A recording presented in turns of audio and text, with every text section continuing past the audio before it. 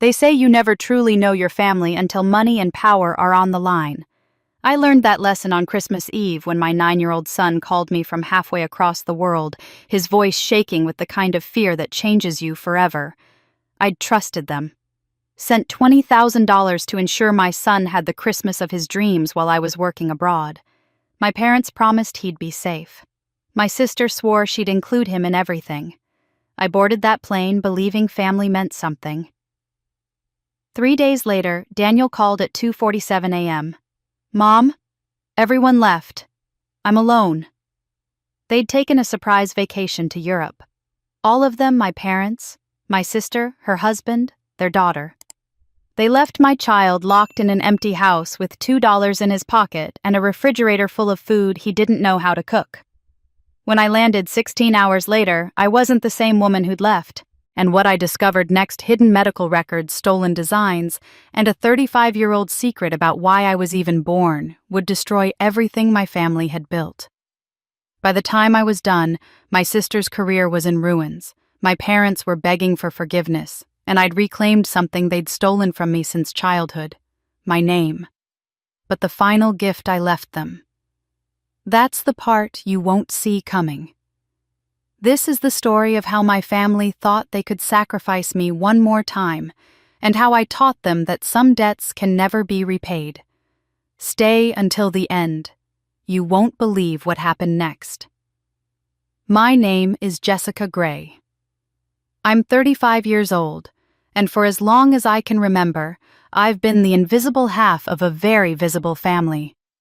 I'm a fashion designer, though you've probably never heard my name, and I've spent the last 15 years creating the collections that made my sister famous. The Gray family name opens doors in Manhattan that most designers spend lifetimes trying to glimpse through keyholes.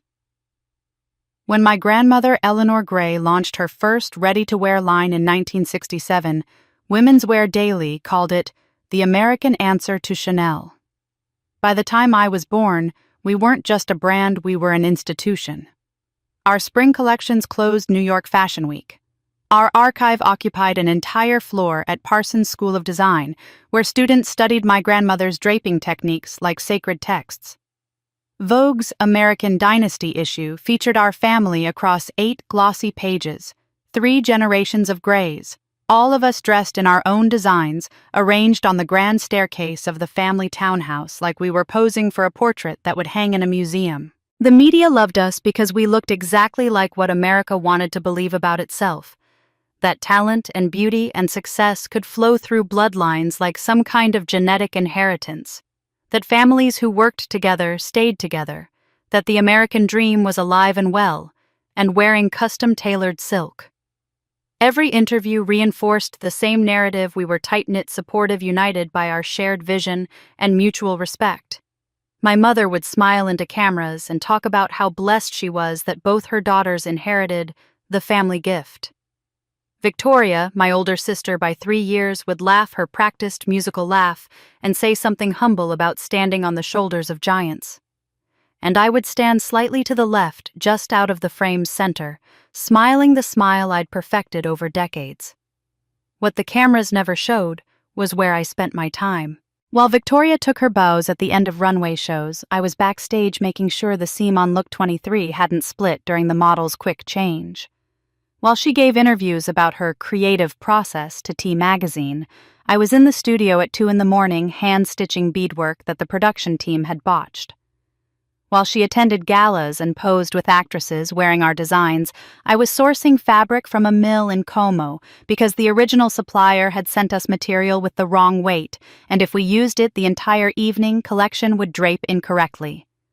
The family called me our rock. They said I was the strong one, so capable, fiercely independent. My mother used these phrases like they were compliments, her voice warm with what sounded like pride. Jessica doesn't need the spotlight, she'd tell people at parties, her hand resting briefly on my shoulder. She's always been more interested in the work itself. That's what makes her so valuable. Victoria would add, with what seemed like sisterly affection, I honestly don't know what I'd do without her. She keeps me sane during show season. For years, decades really, I believed this language meant they valued me. I thought being called strong meant they respected my strength. I didn't understand yet that when someone calls you strong, they're really saying you can handle being hurt, so we're going to let you carry the weight we don't want to carry ourselves. I worked 60-hour weeks during show season, sometimes 70, when we were preparing for major presentations. I solved the technical problems that would have derailed entire collections. The fabric that couldn't be draped the way Victoria envisioned the construction challenge that seemed impossible, until I figured out an innovative-seeming technique, the color story that wasn't working, until I spent 3 days mixing custom dyes to get the exact shade that would make the whole collection cohere. My sketchbooks were filled with detailed technical drawings, fabric swatches, notes about proportion and balance, and the physics of how cloth moves on a body. I understood fashion not just as aesthetic, but as architecture, as engineering, as a language spoken through texture and silhouette. But when the collections debuted, when the reviews came out in WWD and the Times, when buyers from Bergdorf Goodman and Neiman Marcus placed their orders, my name appeared nowhere. The program notes credited Creative Direction by Victoria Gray. The press releases quoted Victoria's artistic vision. The contracts with retailers listed Victoria as the sole designer. If you looked very carefully at the company masthead, buried in the small print, you might find Jessica Gray Creative Consultant, a title that sounded important but meant nothing, a way to justify my salary without acknowledging what I actually did. When journalists asked about my role, the family had their answer ready. Jessica prefers to work behind the scenes. She's never been comfortable with publicity. The first few times I heard this lie, I tried to correct it. Actually, I'd love more recognition for the work I do, I said once at a family dinner where a fashion blogger was interviewing Victoria. My mother's face had tightened almost imperceptibly. Victoria's smile had frozen. My father had smoothly redirected the conversation. Later, my mother pulled me aside. "Sweetheart, you embarrassed your sister. You know how hard she works to maintain her reputation. Is it really necessary to compete with her?" I stopped correcting the lie after that. What was the point? Saying, "That's not true," didn't change anything. It just made me look bitter, difficult, ungrateful for the opportunity to work for the family legacy. So I let them tell their version of the story, and I went back to the studio and I kept creating the designs that kept the Gray name relevant in an industry that devours and discards talent with brutal efficiency. The thing about being erased slowly is that you almost don't notice it happening. It's not one dramatic moment of betrayal. It's 1,000 tiny moments of being overlooked, dismissed, rewritten.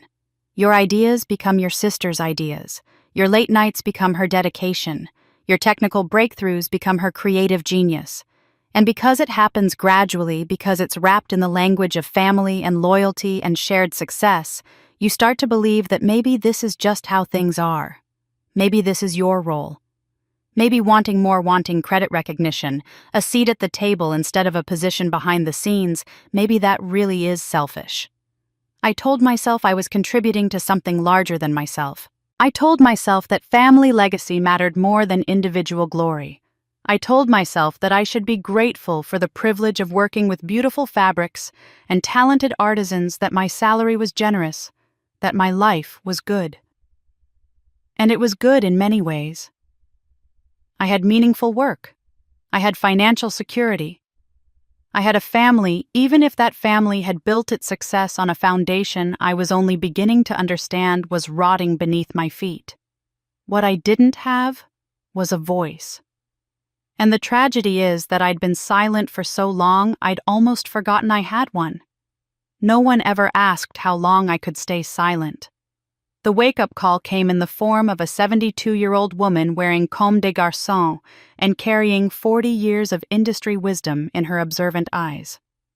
It was late October at the CFDA Awards after-party, held in a Soho loft with exposed brick and too many people. Victoria had just accepted an award for Emerging Designer of the Year, an ironic title considering she'd been showing collections for 12 years.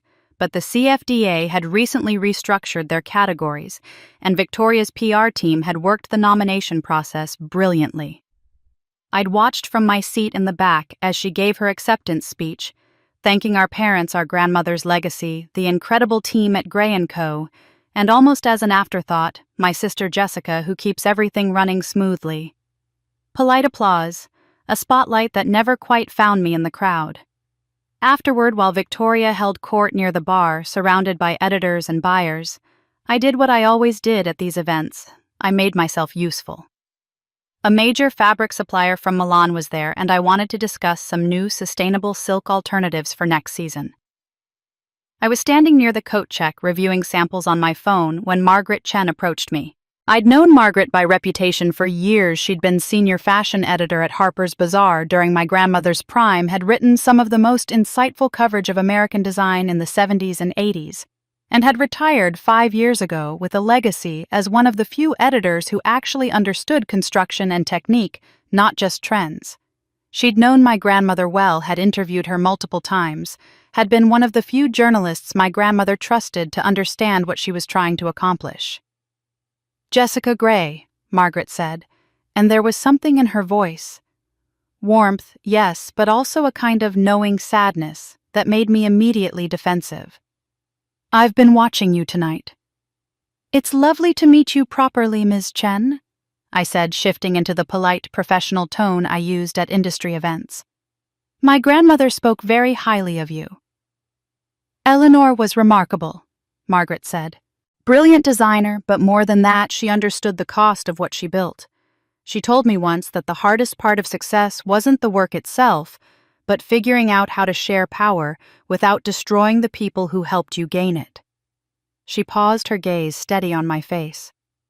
She worried about what would happen after she was gone, whether the family would remember that distinction. I didn't know what to say to that. My grandmother had died 6 years ago, her mind already clouded by dementia, and in her final years, she'd seemed to exist somewhere outside of time, sometimes calling me by my mother's name, sometimes talking about collections from decades past, as if they were currently in production. I'd never had a real conversation with her about legacy or power or family dynamics. By the time I was old enough to ask meaningful questions, she was already disappearing. "You were working tonight," Margaret continued. "During your sister's moment. I saw you on your phone handling business while she celebrated." "Someone has to," I said automatically, and then heard how that sounded, resigned, almost bitter. I tried to soften it. "I mean, there's always work to be done. The collection doesn't stop just because—" "Families often confuse sacrifice with obligation," Margaret interrupted gently. "Your grandmother understood the difference. I'm not sure your mother's generation does." The words hung in the air between us like a question I wasn't ready to answer. Around us, the party continued, laughter, champagne glasses clinking, the low hum of fashion industry networking. But in our small pocket of space near the coat check, something had shifted. I felt exposed, seen in a way that made me want to deflect, to change the subject, to retreat into the safe script of, "I'm fine, this is what I choose, I'm happy to support the family." I started gesturing vaguely toward where Victoria was still surrounded by admirers. "Of course," Margaret said, but her eyes held mine for one more moment. "Your grandmother used to say that the most dangerous thing a talented woman could do was convince herself that being used was the same as being valued." She was talking about the industry, but I think she meant it more broadly. Then she smiled, touched my arm briefly, and moved away into the crowd, leaving me standing there with my phone still open to fabric samples and my chest feeling strangely tight. I didn't think about the conversation much that night. I was too busy. Victoria wanted to stop at 3 more parties to capitalize on the momentum, and someone needed to make sure she got home safely, and then I had emails to answer from the production team about a delivery delay. But in the quiet moments over the following days, Margaret's words would surface unexpectedly. Sacrifice with obligation. Being used versus being valued. They lodged somewhere deep, like a splinter I couldn't quite reach to pull out. The thing is, my family praised my sacrifices constantly. "We couldn't do this without you, Jess. You're so selfless. You're the foundation of everything we do." My mother said these things with genuine warmth. Victoria said them with what seemed like real gratitude. Even my father, usually focused on the business side of operations, would occasionally acknowledge that I was essential to the smooth functioning of the creative process. I'd built my identity on these acknowledgments. I was the person who sacrificed. I was the one who put family first, who didn't need recognition, who found satisfaction in the work itself rather than the glory. This was who I was. This was my value. But lying in bed that night after the CFDA party, staring at the ceiling of my apartment, I had a thought that felt almost like betrayal. No one had ever asked me if I wanted to sacrifice. Not once. Not ever. The decision had been made for me when I was so young I didn't even realize it was a decision. And by the time I was old enough to question it, the role had already calcified around me. The gratitude I received wasn't really gratitude. It was performance, a way to make exploitation feel like collaboration, a way to keep me compliant without having to actually change the power structure. My sacrifice had transformed over the years from something I chose to something expected to something obligatory, to finally something that defined me so completely I couldn't imagine existing outside of it. I wasn't Jessica Gray designer. I was Jessica who helps Victoria. I wasn't a person with agency. I was a function that served the family system. And the system required my silence. It required my continued sacrifice. It required me to keep believing that someday they would see my contributions clearly and offer me a place at the table without me having to demand it. I didn't understand yet that systems built on someone's silence will fight viciously to maintain that silence, because the moment the silent person speaks, the whole structure becomes visible for what it truly is. I still believed endurance was a virtue. I still believed that if I just worked hard enough, contributed enough, proved myself enough, the recognition would come naturally. I didn't realize I was waiting for something that would never arrive voluntarily. I didn't realize how close I was to the edge. The Milan opportunity came in mid-November, and I knew immediately it was too important to turn down. Vittorio Castellano, one of the most respected textile producers in Como, had agreed to meet with me personally to discuss a potential exclusive partnership. Castellano Mills supplied fabric to Valentino to Armani, to houses that treated their textile sources like classified information. Getting access to their archives, let alone securing a contract, could position Gray & Company at a completely different level of production quality. But Vittorio was old school, nearly 70, and he only conducted serious business negotiations in person at his villa over multiple days of meals and conversation and what he called understanding the soul of your work. The dates he proposed were December 22nd through the 28th, the week of Christmas. I stared at the email for a long time before responding. Daniel was 9 years old, bright and sensitive, and at that age where Christmas still felt magical, but he was old enough to remember if his mother wasn't there. We had traditions decorating the tree together while playing Mariah Carey on repeat, making cinnamon rolls on Christmas morning, reading the Polar Express before bed on Christmas Eve, even though he was probably too old for it now. The thought of missing those moments made my chest ache. But this was also my career. My chance to build something independent, to establish relationships that belonged to me rather than to the Gray family infrastructure. I'd been pulling away slightly over the past few months, taking on more independent consulting work, trying to create some professional identity separate from my role as Victoria's invisible support system.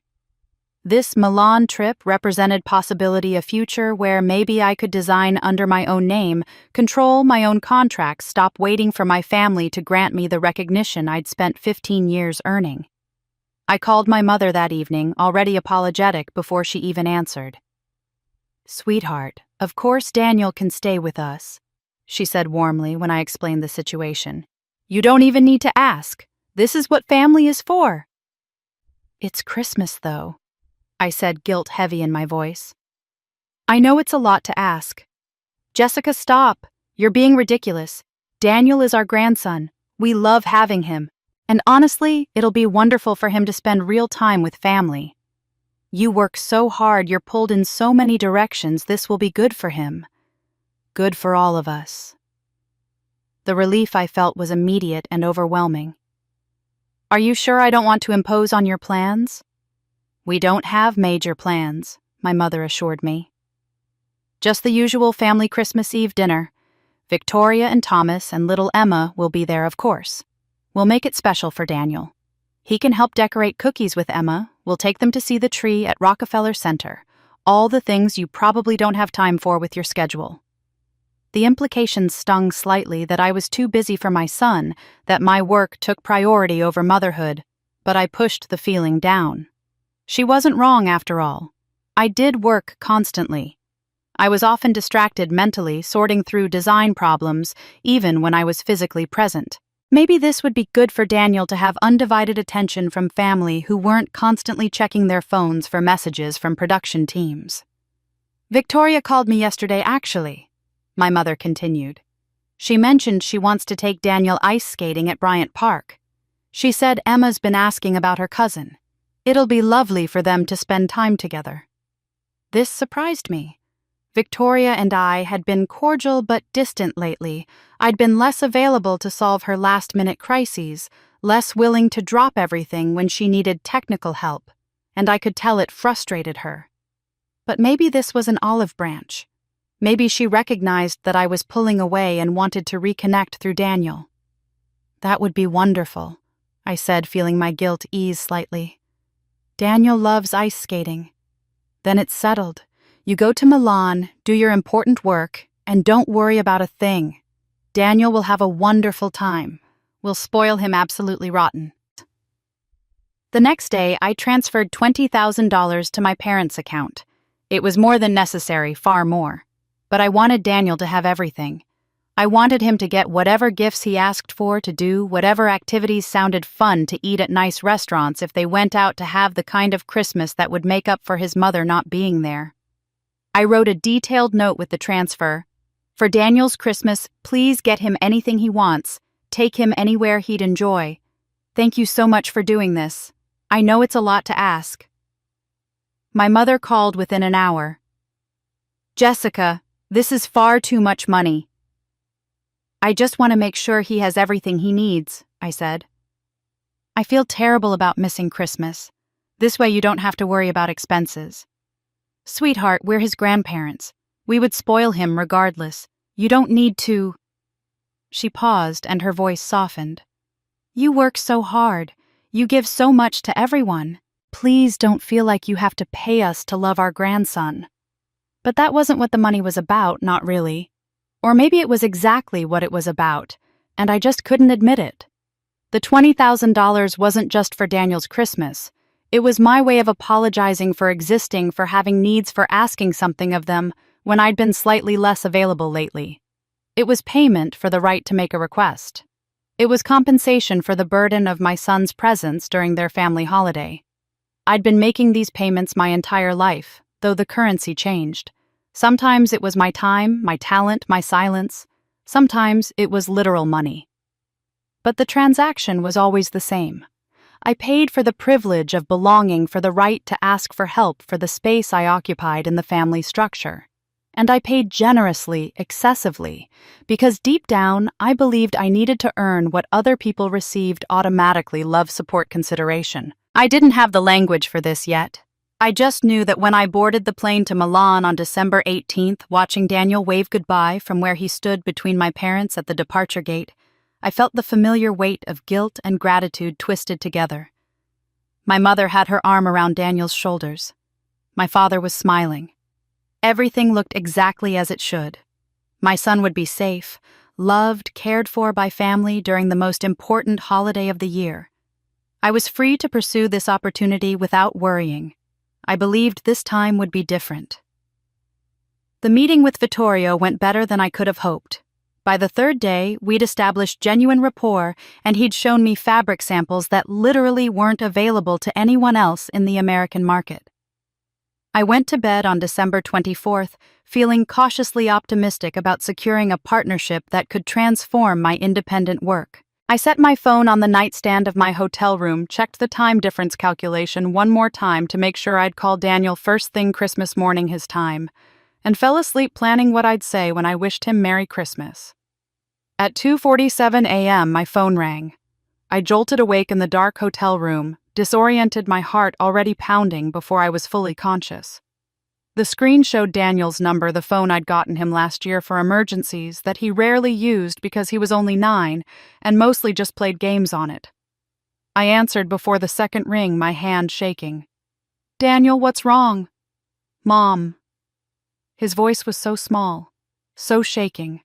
That single word carried more fear than I'd ever heard from him, more than when he'd broken his arm falling off the jungle gym, more than the time he'd gotten lost at the Metropolitan Museum. This was a different kind of fear, the kind that comes from a child realizing the world isn't safe, and the adults who are supposed to protect him aren't there. "Baby, what happened? Are you hurt?" I was already out of bed, turning on lights, looking for my laptop to check flights. "I'm okay. I'm not hurt." His voice caught.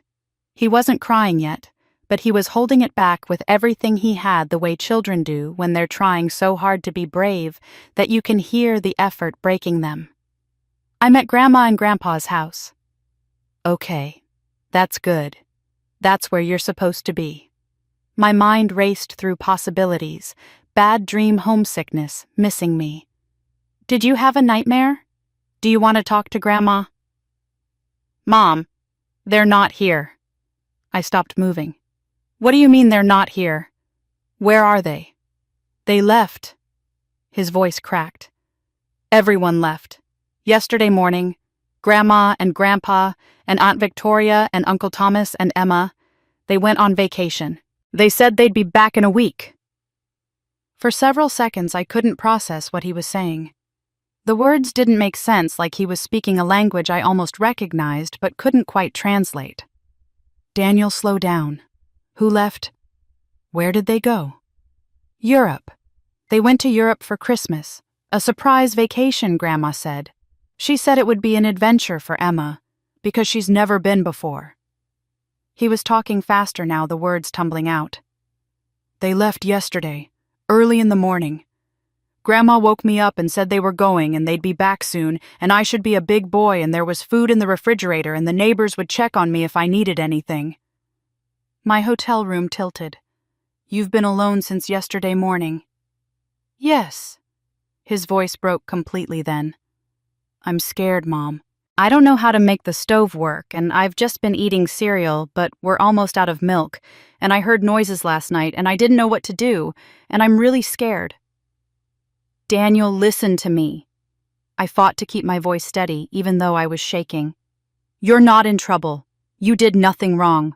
I'm going to fix this right now. Right now. Are the doors locked?" "I think so. Grandpa showed me how to lock them before they left." "Okay, good. I need you to check all the doors and windows and make sure everything is locked. Can you do that for me?"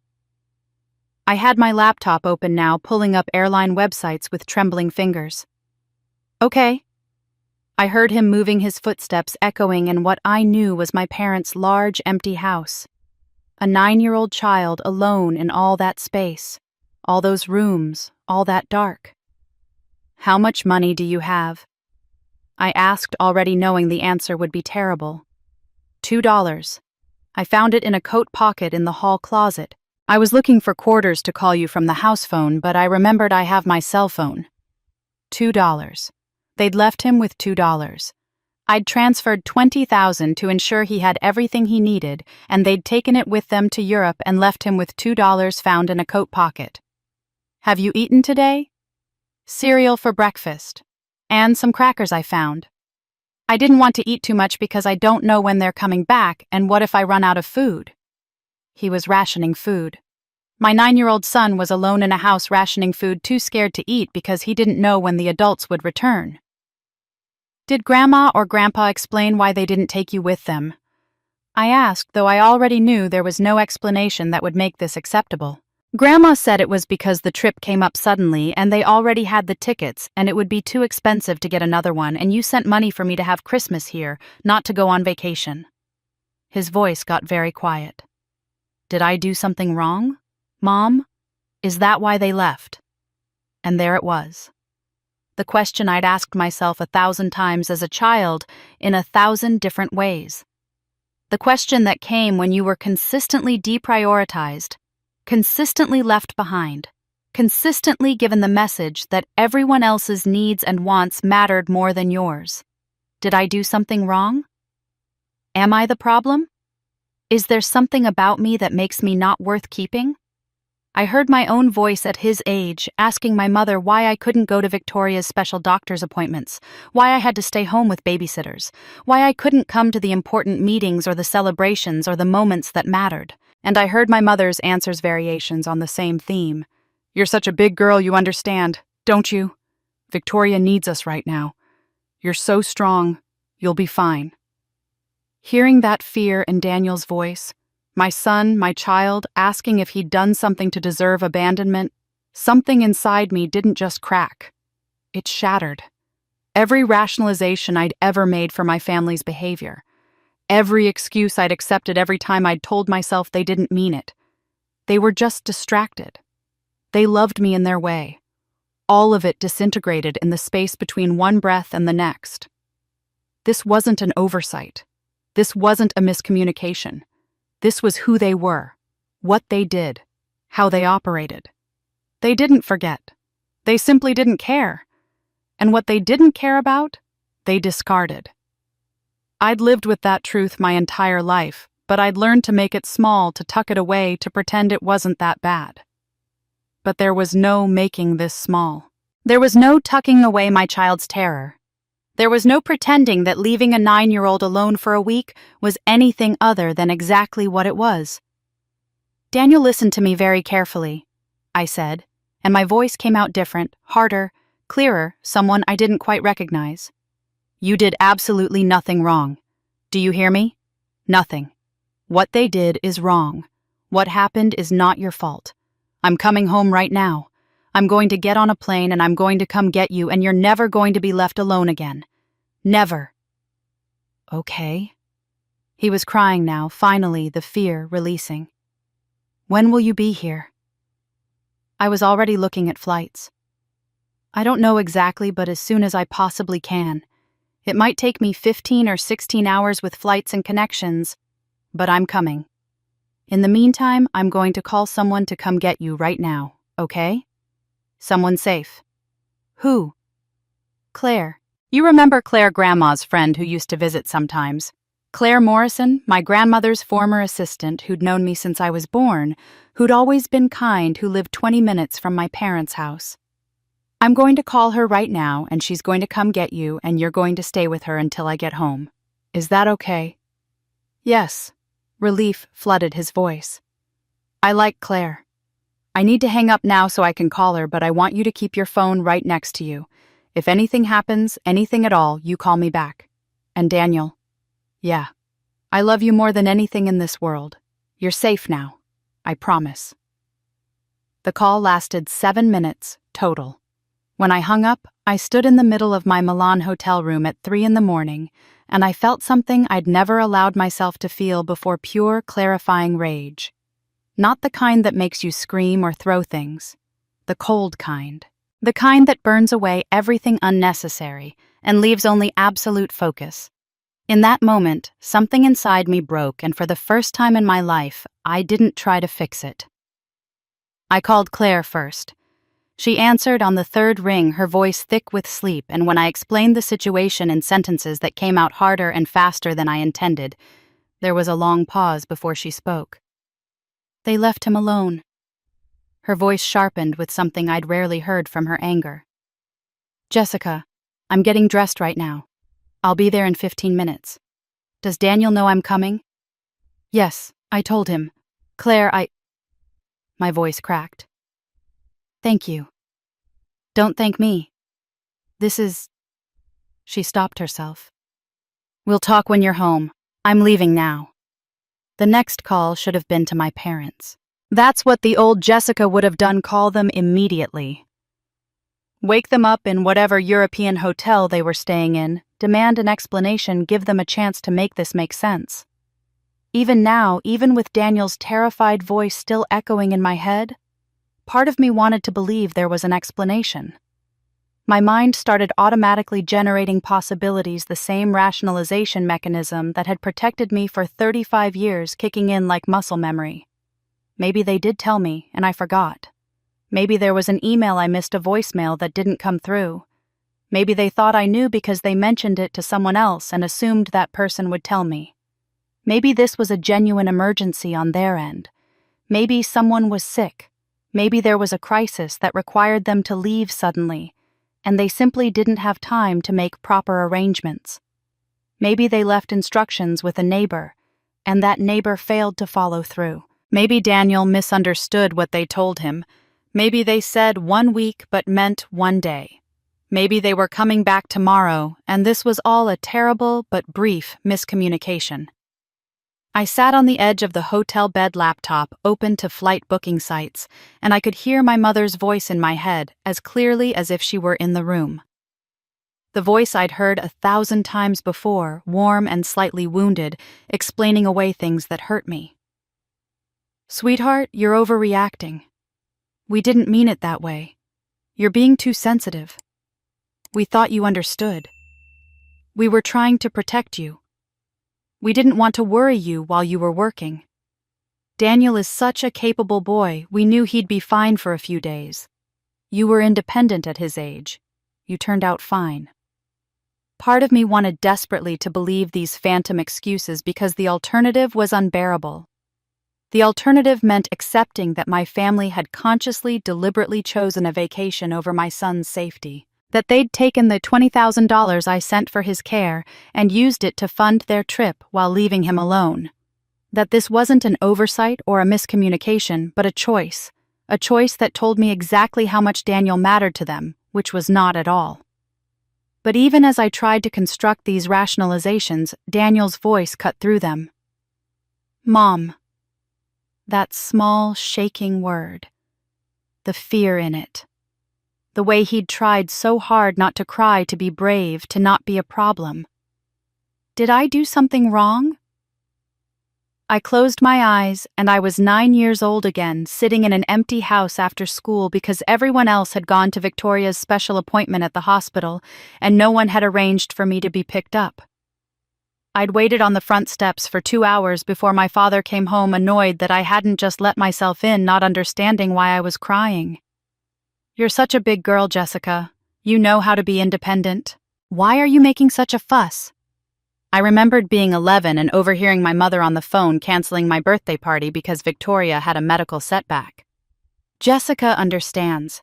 She's so mature for her age. She doesn't need all the fuss that other children need. I remembered being 14 and winning a regional art competition, coming home, excited to tell everyone, finding the house empty because they were all at Victoria's gallery opening in Soho. When I mentioned my award the next day at breakfast, my mother had said, "That's wonderful, dear," and immediately turned back to discussing Victoria's reviews. Every time I'd told myself the same things I was trying to tell myself now. They didn't mean to hurt me. They were distracted. They had legitimate priorities.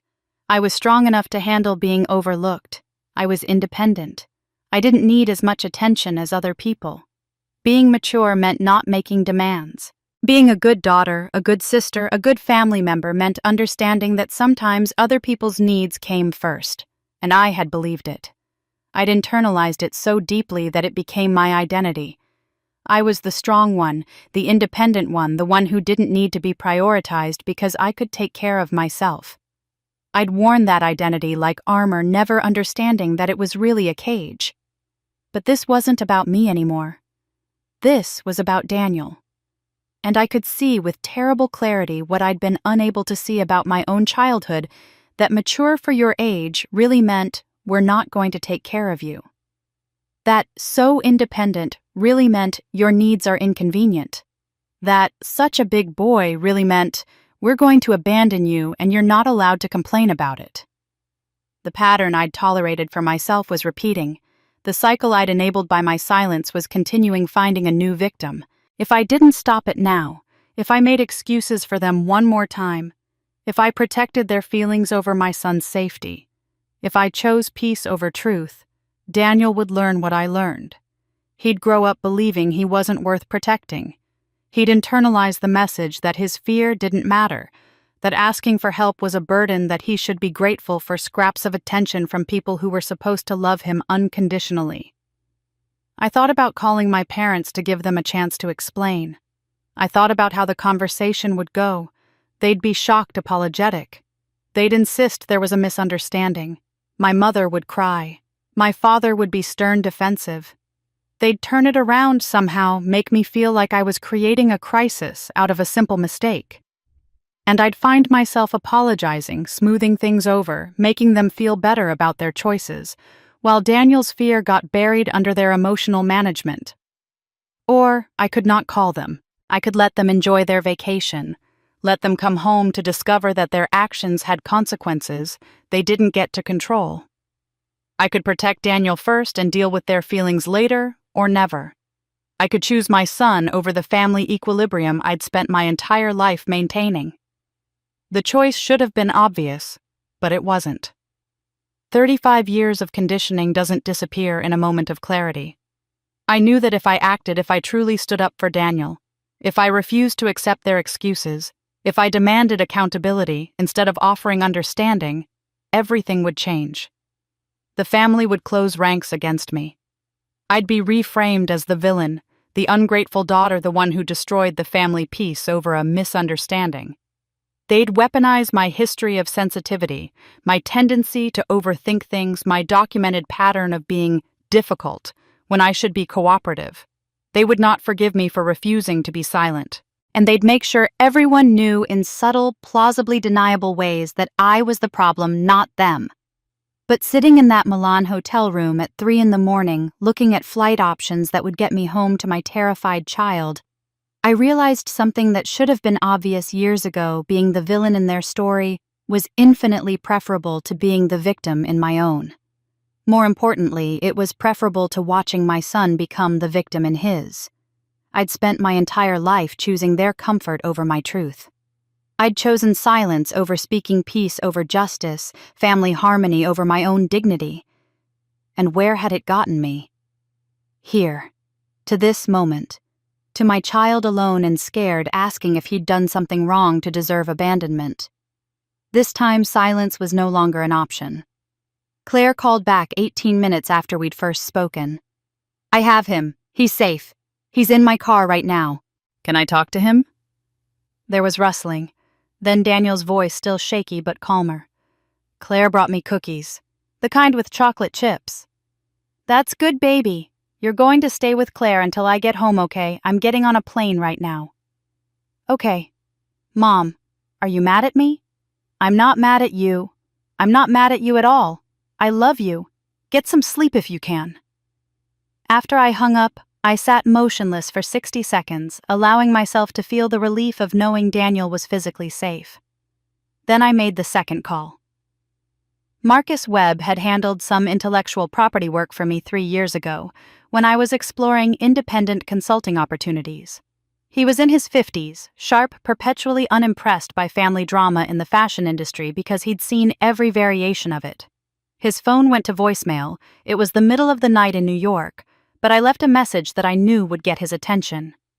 "Marcus, this is Jessica Gray. I need you to pull every document I've ever signed related to Gray & Company. Every contract, every agreement, every copyright assignment, everything. I also need you to request my complete medical history from Philadelphia Children's Hospital going back to birth. I'll pay whatever rush processing costs. I need the contract review ready when I land tomorrow evening. This is urgent." I booked the earliest flight I could find, a 6:15 a.m. departure that would get me to JFK by early evening with one connection. Then I sat down at the small desk in my hotel room and opened my laptop, and I began making lists. Not emotional lists, not therapeutic journaling about my feelings, tactical lists, strategic lists. Lists that would have made my business school professors proud. I started with every design I could remember creating that had appeared in a Gray & Company collection under Victoria's name. I went back 15 years pulling up photos from fashion shows on my hard drive, matching them against sketches in my digital archives. 42 major pieces in the first 5 years alone. I documented them methodically, date-created, collection shown, credited designer, actual designer. The evidence was overwhelming once I laid it out systematically. Then I moved to contracts. I pulled up every agreement I'd ever signed, every document sitting in my cloud storage that I'd accepted without question because it was just family, and we're all working toward the same goal. Employment agreements, consulting contracts, copyright assignments, intellectual property waivers. I'd signed them all without a lawyer present, without negotiating. Because that's what good family members did. They trusted. The scope of what I'd given away became clearer with each document I reviewed. Rights to designs, rights to techniques, rights to patterns and innovations I'd developed, all assigned to Gray & Company or Victoria Gray Creative Director for token payments or considerations already received, which usually meant my regular salary.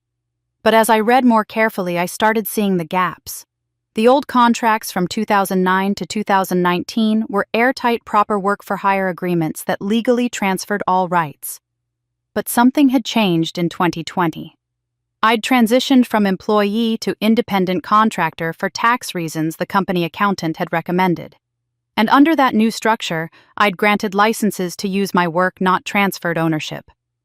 The language was subtle but legally significant: exclusive license to use, rather than assignment of copyright.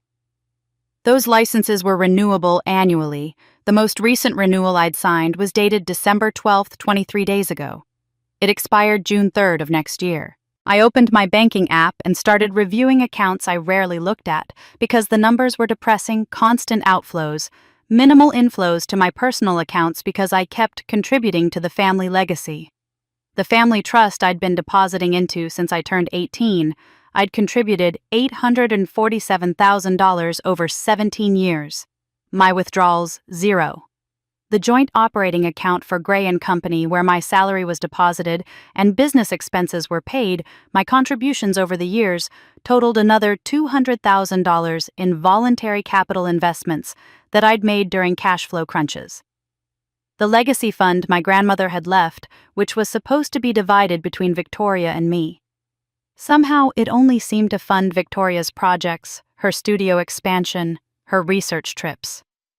I had more leverage than I'd realized. Not because I was willing to do anything illegal or aggressive, but because I'd simply never enforced my legal rights. I'd had power all along, I just hadn't been willing to use it because using it meant acknowledging that I needed protection from my own family. The flight was long. Milan to Munich, Munich to New York, 13 hours total, including the layover. I didn't sleep.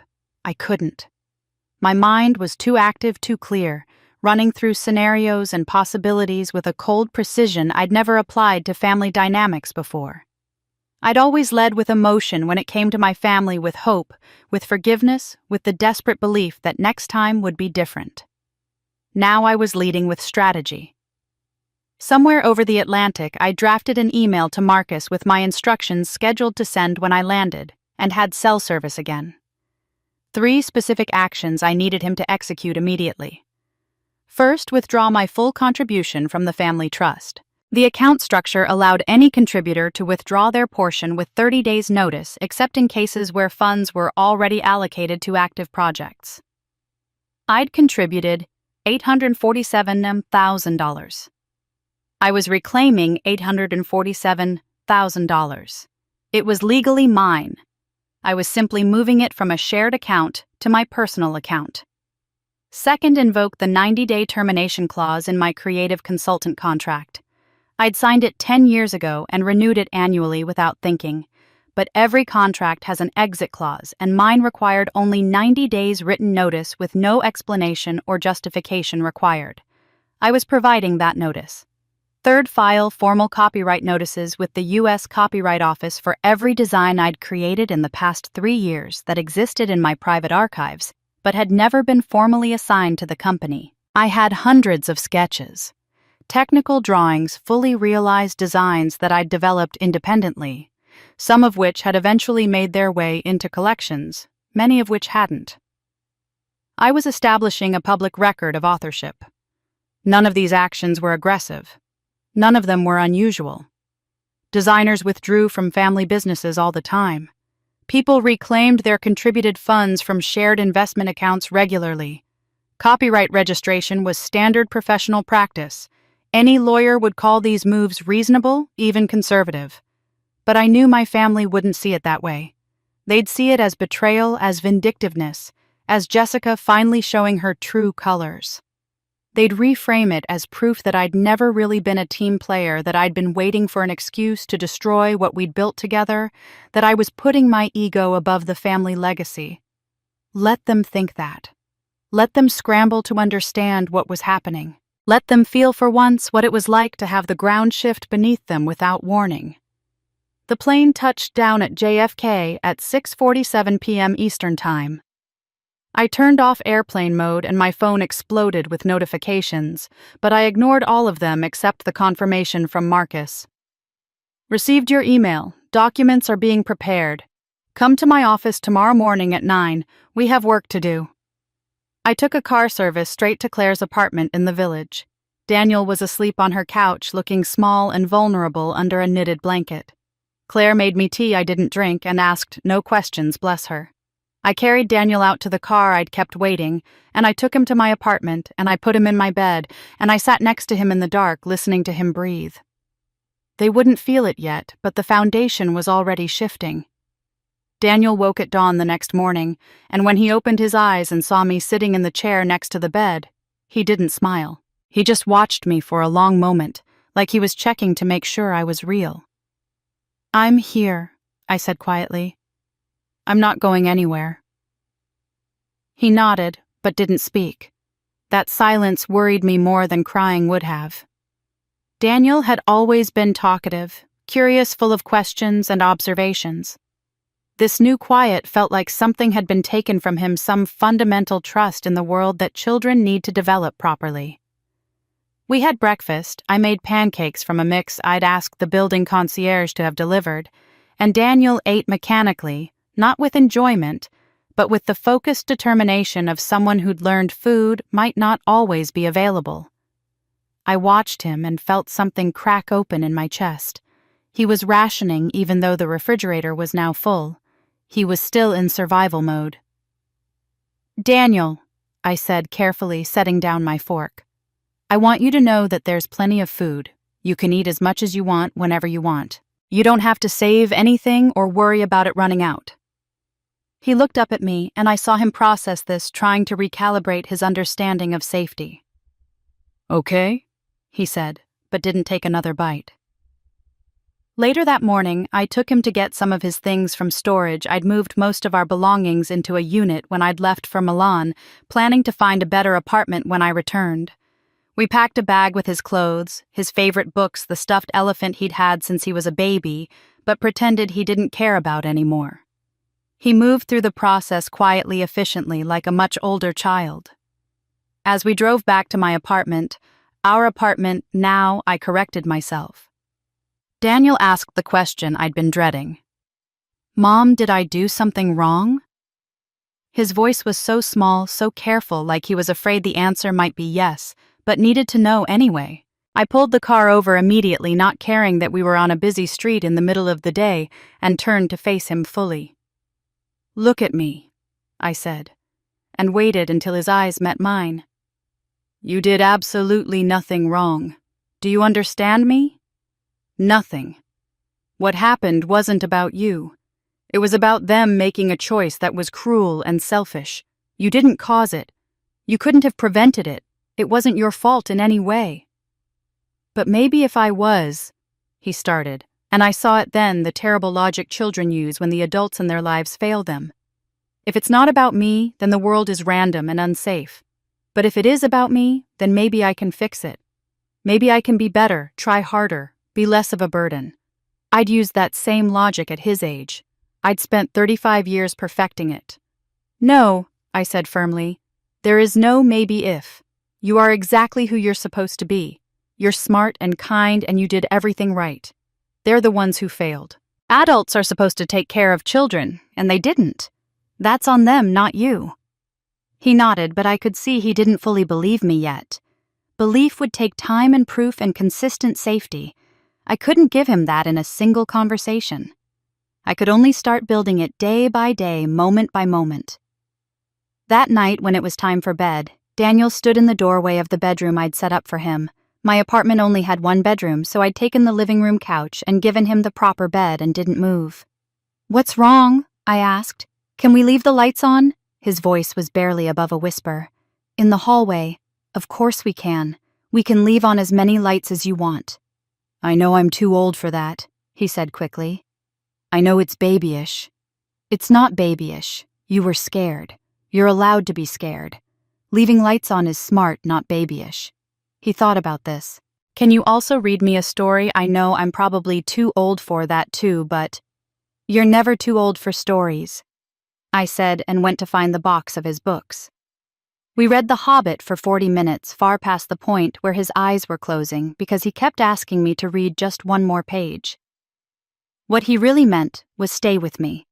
Prove you're not going to disappear. In the weeks that followed, we built new routines and I made them sacred. Breakfast together every morning, no exceptions, no distractions. I put my phone face down on the counter and gave him my full attention. We talked about his dreams, about what he wanted to do that day, about nothing in particular. The point wasn't the content of the conversations, but the consistency of them, the daily proof that I was present, that he mattered, that his thoughts and feelings were worth my undivided focus. Bedtime stories became our ritual. Some nights we read. Some nights I made up stories about a boy who could talk to animals. Some nights he just wanted me to sit there while he fell asleep. I never rushed him. I never suggested he was too old for this kind of attention. I was parenting the child in front of me, yes, but I was also parenting the child I'd been the one who'd needed someone to sit with her in the dark, who'd needed permission to be afraid, who'd needed to know that needing comfort didn't make her weak. I started noticing patterns in myself that mirrored patterns I was trying to break in Daniel. When he apologized excessively, sorry for needing help with my homework, sorry for being hungry before dinner time, sorry for being scared.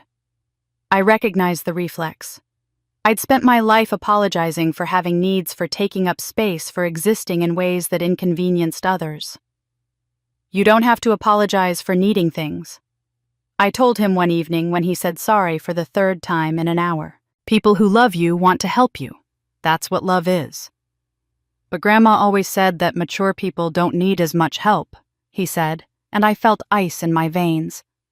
Mature people ask for help when they need it, I corrected. What Grandma called maturity was actually just asking you to take care of yourself so she didn't have to. That's not maturity, that's neglect with a prettier name. I saw him processing this, comparing it against the programming he'd already internalized in just 9 years of life. It would take time to undo, maybe years. Maybe in some ways forever. But I could give him something I'd never had, a different model, a different story about what he deserved. Every decision I made during those early weeks wasn't just about logistics or legal strategy or confronting my family. It was about Daniel, about making sure he grew up knowing that his needs weren't negotiable, that love shouldn't require self-erasure, that family loyalty didn't mean accepting mistreatment. The fight I was preparing to have with my family wasn't separate from my relationship with my son. It was the same fight viewed from different angles. I was fighting for his future, and for my past, for the child he was and the child I'd been.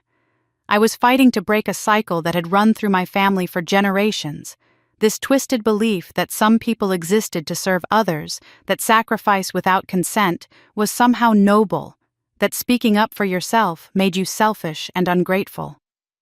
One night, about 2 weeks after I'd brought him home, Daniel said something that nearly broke me. Mom. At Grandma's house when I was alone, I kept thinking that maybe if I was a better kid, they would have taken me with them. Like maybe Emma is just better than me. I pulled him close and I made him a promise that I'd never heard from my own mother, a promise I was determined to keep. You are enough exactly as you are. You don't have to earn love by being better or quieter or less needy. You don't have to prove you're worth keeping. You matter. You're enough. And you come first. Always.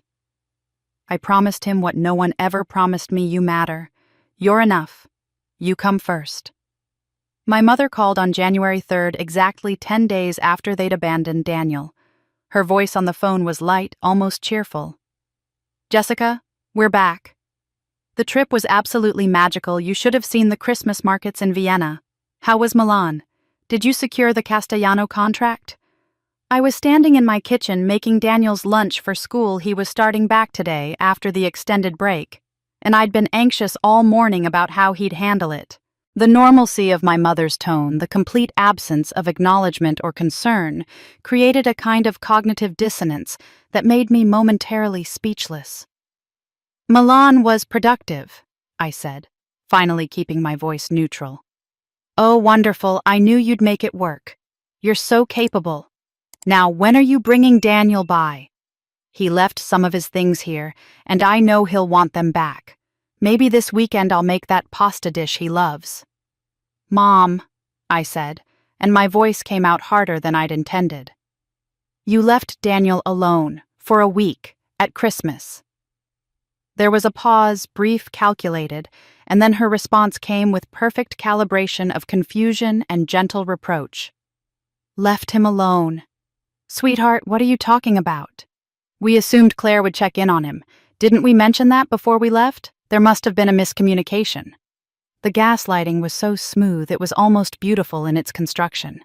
She wasn't denying they'd gone on vacation. She wasn't denying Daniel was in the house. She was simply reframing the reality, introducing the concept of miscommunication, to blur the edges of what had actually happened, creating a version of events where they'd been responsible, but Jessica had misunderstood. "You didn't mention Claire," I said. "You told Daniel you were leaving and he should be a big boy." "Well, I'm sure we implied—" She sighed, the sound of a patient woman dealing with an unnecessarily difficult daughter. "Jessica, you're clearly upset and I understand. The holidays are stressful, but I think you're remembering this differently than it actually happened. We would never intentionally leave Daniel without adult supervision. Obviously, we assumed arrangements had been made." I could feel the familiar pull, the old instinct to doubt my own memory, to accept her version because it was less painful than accepting the truth. For 35 years, I'd been trained to defer to her reality, to assume that if my perception differed from hers, mine must be wrong. "I see," I said, and then I stopped talking. The silence stretched. I could hear my mother breathing, could sense her discomfort with the void. She'd expected me to argue, to get emotional, to defend my version of events, so she could calmly dismantle my argument. When I didn't fill the silence, she had to. "I mean, perhaps we should have been more explicit about the arrangements. Perhaps there was some confusion about who was supposed to coordinate with Claire. But sweetheart, you have to understand this was a very last-minute opportunity. Thomas's company had these tickets they were going to lose, and with Victoria needing a break after the show season, it just seemed like—" "I understand," I interrupted quietly. "Thank you for clarifying. So we'll see you this weekend then, with Daniel." "I'll let you know," I said, and ended the call. I stood in my kitchen with the phone in my hand, and I understood something fundamental that I'd never quite grasped before. Their power over me depended entirely on my accepting their version of reality. The moment I stopped arguing with them, stopped trying to make them acknowledge the truth, stopped needing their validation of my own experience, their power evaporated. They had no actual leverage. They only had the leverage I gave them by continuing to seek their approval.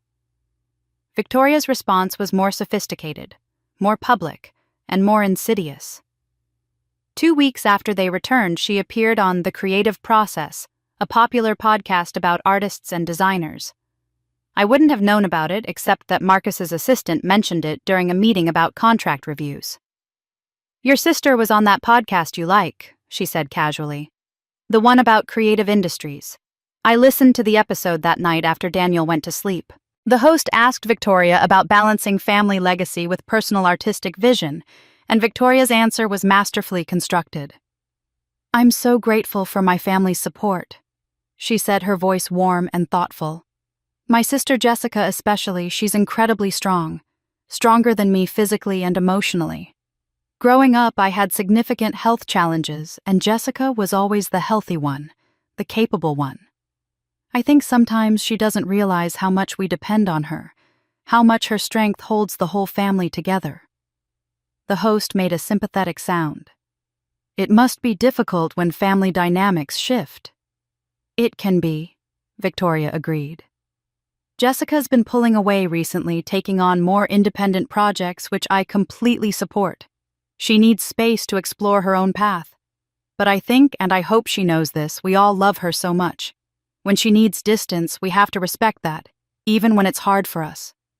The framing was exquisite. Victoria was the fragile survivor, grateful and understanding. Jessica was the strong, independent one who was choosing to pull away, who needed space. The subtext was crystal clear to anyone listening. Victoria was being reasonable and accommodating, while Jessica was being difficult and distant.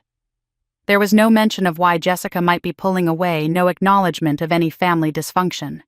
Just Victoria, gracious and slightly wounded, dealing with a sister who apparently didn't appreciate everything the family had done for her. Family businesses can be so complicated, the host offered. They can be, Victoria said, but I believe in keeping those complexities private.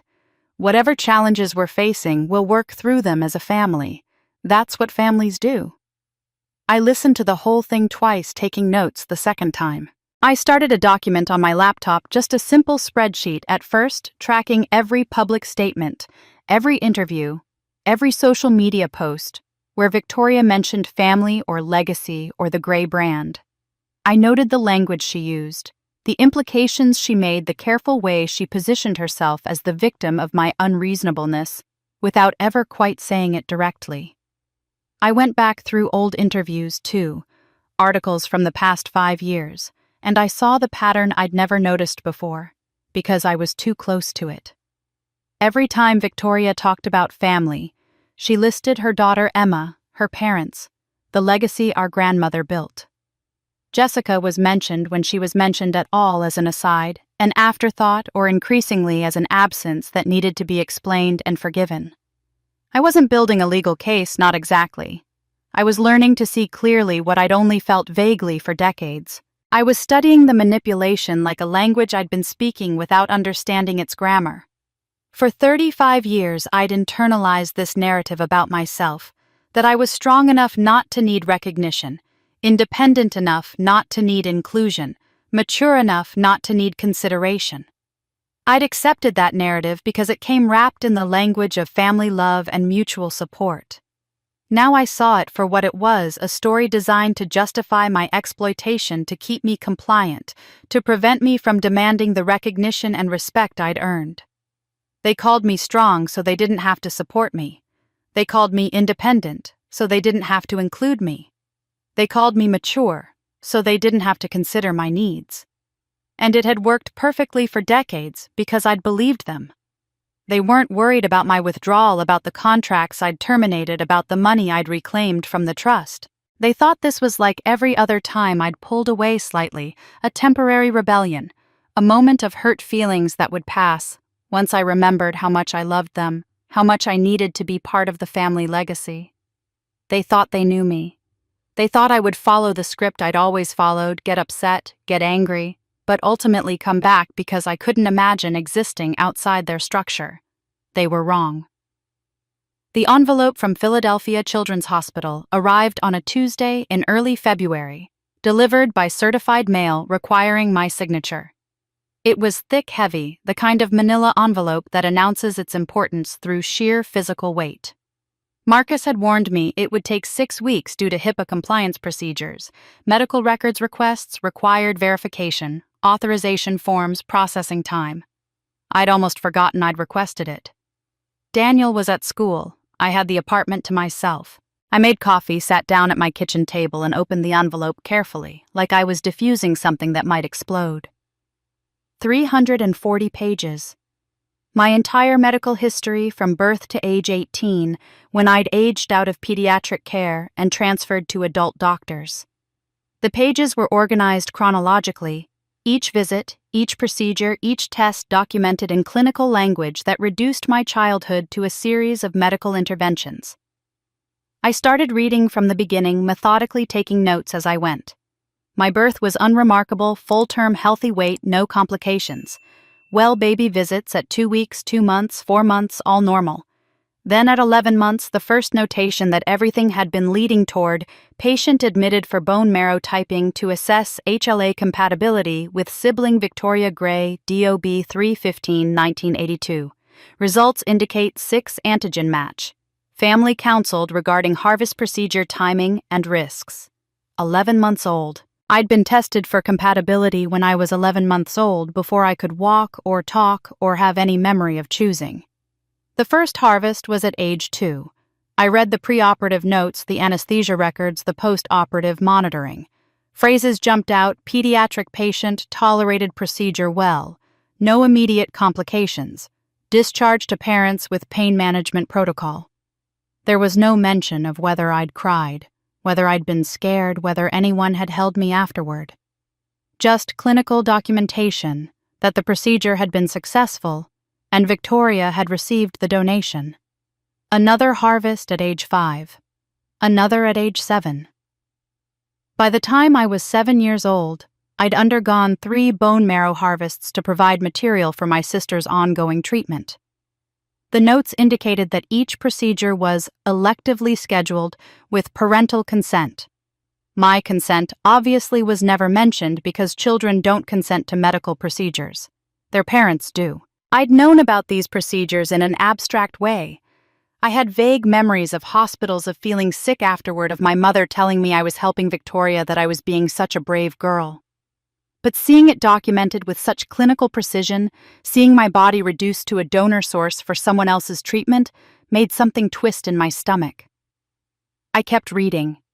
More routine visits, some childhood illnesses, vaccinations, a broken arm from falling off a bike when I was 10.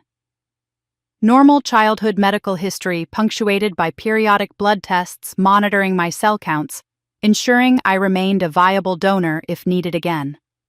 On page 287, the section heading changed: Sibling Donor History, Background Documentation. I almost skipped it, assuming it would be more details about my role as Victoria's donor. But something made me read carefully. Prior donor attempt: baby boy Gray, DOB, March 12, 1985, DOD, November 8, 1985. Patient was conceived via IVF with preimplantation genetic diagnosis to ensure HLA compatibility with sister Victoria Gray. At 7 months, 27 days of age, patient underwent bone marrow harvest procedure. Complications during harvest included acute hemorrhage and respiratory distress. Despite emergency interventions, patient expired at 14:23 hours on November 8, 1985. Cause of death: complications from bone marrow harvest procedure. Family was counseled extensively regarding risks prior to procedure. All protocols were followed. Family declined autopsy. I read it 3 times before the words stopped being abstract medical terminology and became real.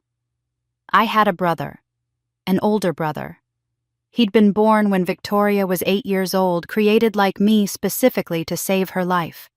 And he'd died at 7 months old during the procedure meant to harvest his bone marrow.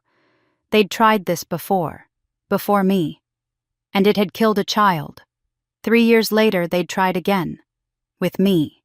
The second attempt, the successful one. My hands were shaking so badly I had to set the papers down. I stood up, paced to the window, tried to process what I'd just read. A brother, a baby.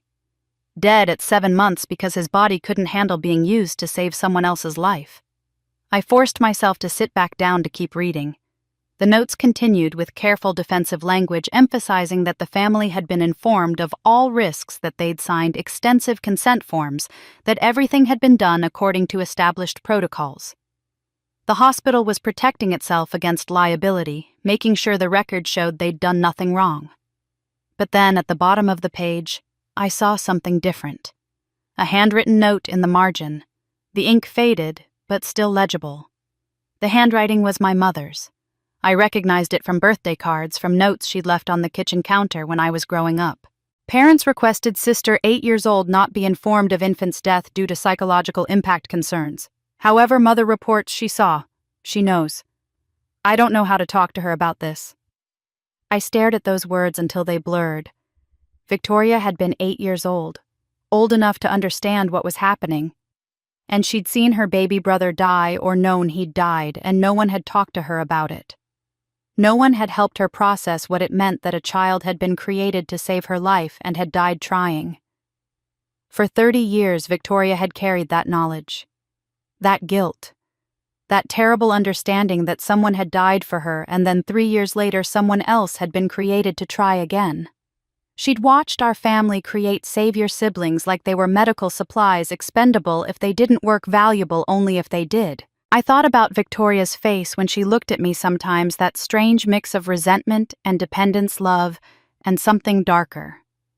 I thought about how she'd built her entire identity around being fragile, being the one who needed protection and support, being the survivor.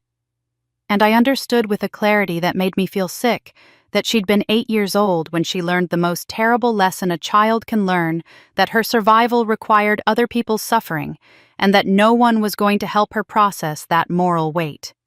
The hospital notes included no mention of therapy for Victoria, no psychological support, no acknowledgement that an 8-year-old who'd just learned a baby had died trying to save her might need help processing that trauma. The family had simply buried it literally and figuratively. No photos of the baby in the house, no grave I'd ever been shown, no mention ever in all my 35 years that I'd had a brother. They'd erased him from history, and then they'd tried again with me. And I'd succeeded where he'd failed. I'd survived the harvests, I'd saved Victoria's life. I was the proof that the family's strategy worked if you just tried enough times. No wonder Victoria both needed me and hated me. I was evidence of her survival and evidence of what that survival had cost. Every time she looked at me, she saw the sister who'd saved her life and the brother who'd died trying. She knew. She'd always known. And no one helped her carry it. The discovery about my brother sent me into a strange, focused energy. I needed to understand more, not just about the medical history, but about the whole architecture of my family. I started going through boxes I'd been storing for years, materials I'd inherited when my grandmother died, but never had time to properly sort. My grandmother's estate had been divided between Victoria and me, but the division had been unequal in ways I'd never questioned. Victoria got the townhouse, the business assets, the recognizable valuables. I got boxes of personal papers and studio materials, things the estate lawyer had described as sentimental but not financially significant. At the time, still deep in my role as the family peacemaker, I'd accepted this without protest. Now, sitting in my apartment with Daniel at a friend's house for a Saturday playdate, I opened boxes I'd sealed 6 years ago. The first few contained what I'd expected: old photographs, letters from my grandmother's colleagues, fabric swatches from collections dating back to the 1970s. But the fourth box held something that made me stop breathing. A manila folder, the edges worn soft with handling labeled in my grandmother's distinctive handwriting, Jessica's Lessons, 1994-2002. Inside were dozens of sketches, a child's drawings, awkward and earnest, showing a progression from clumsy figure studies to increasingly sophisticated technical renderings. Each sketch had annotations in my grandmother's elegant script. Good instinct with the draping here, but watch the weight of the fabric. This color combination is brave now. Think about why it works. You're seeing the emotional story in the garment. That's the hardest thing to teach. Underneath the sketches were letters. Actual letters written on my grandmother's personal stationery, addressed to me at different ages. My dearest Jessica, age 7. Today you asked me why some fabrics are happy and some are sad. What remarkable intuition.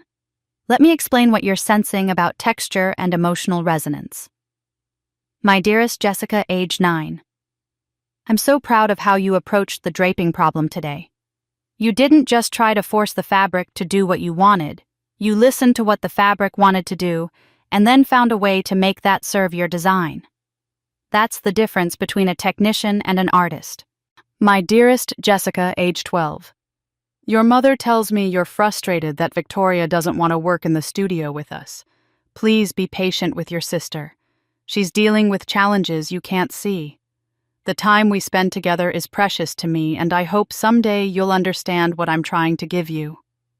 I sat on my floor surrounded by these materials, and I remembered, not just vaguely but specifically, the hours in my grandmother's studio while Victoria was in the hospital, the way my grandmother would set up a small desk for me beside her work table, the patience with which she'd explained why certain seams had to be sewn in a particular order, why proportion mattered more than decoration, why understanding the physics of fabric was as important as understanding aesthetics.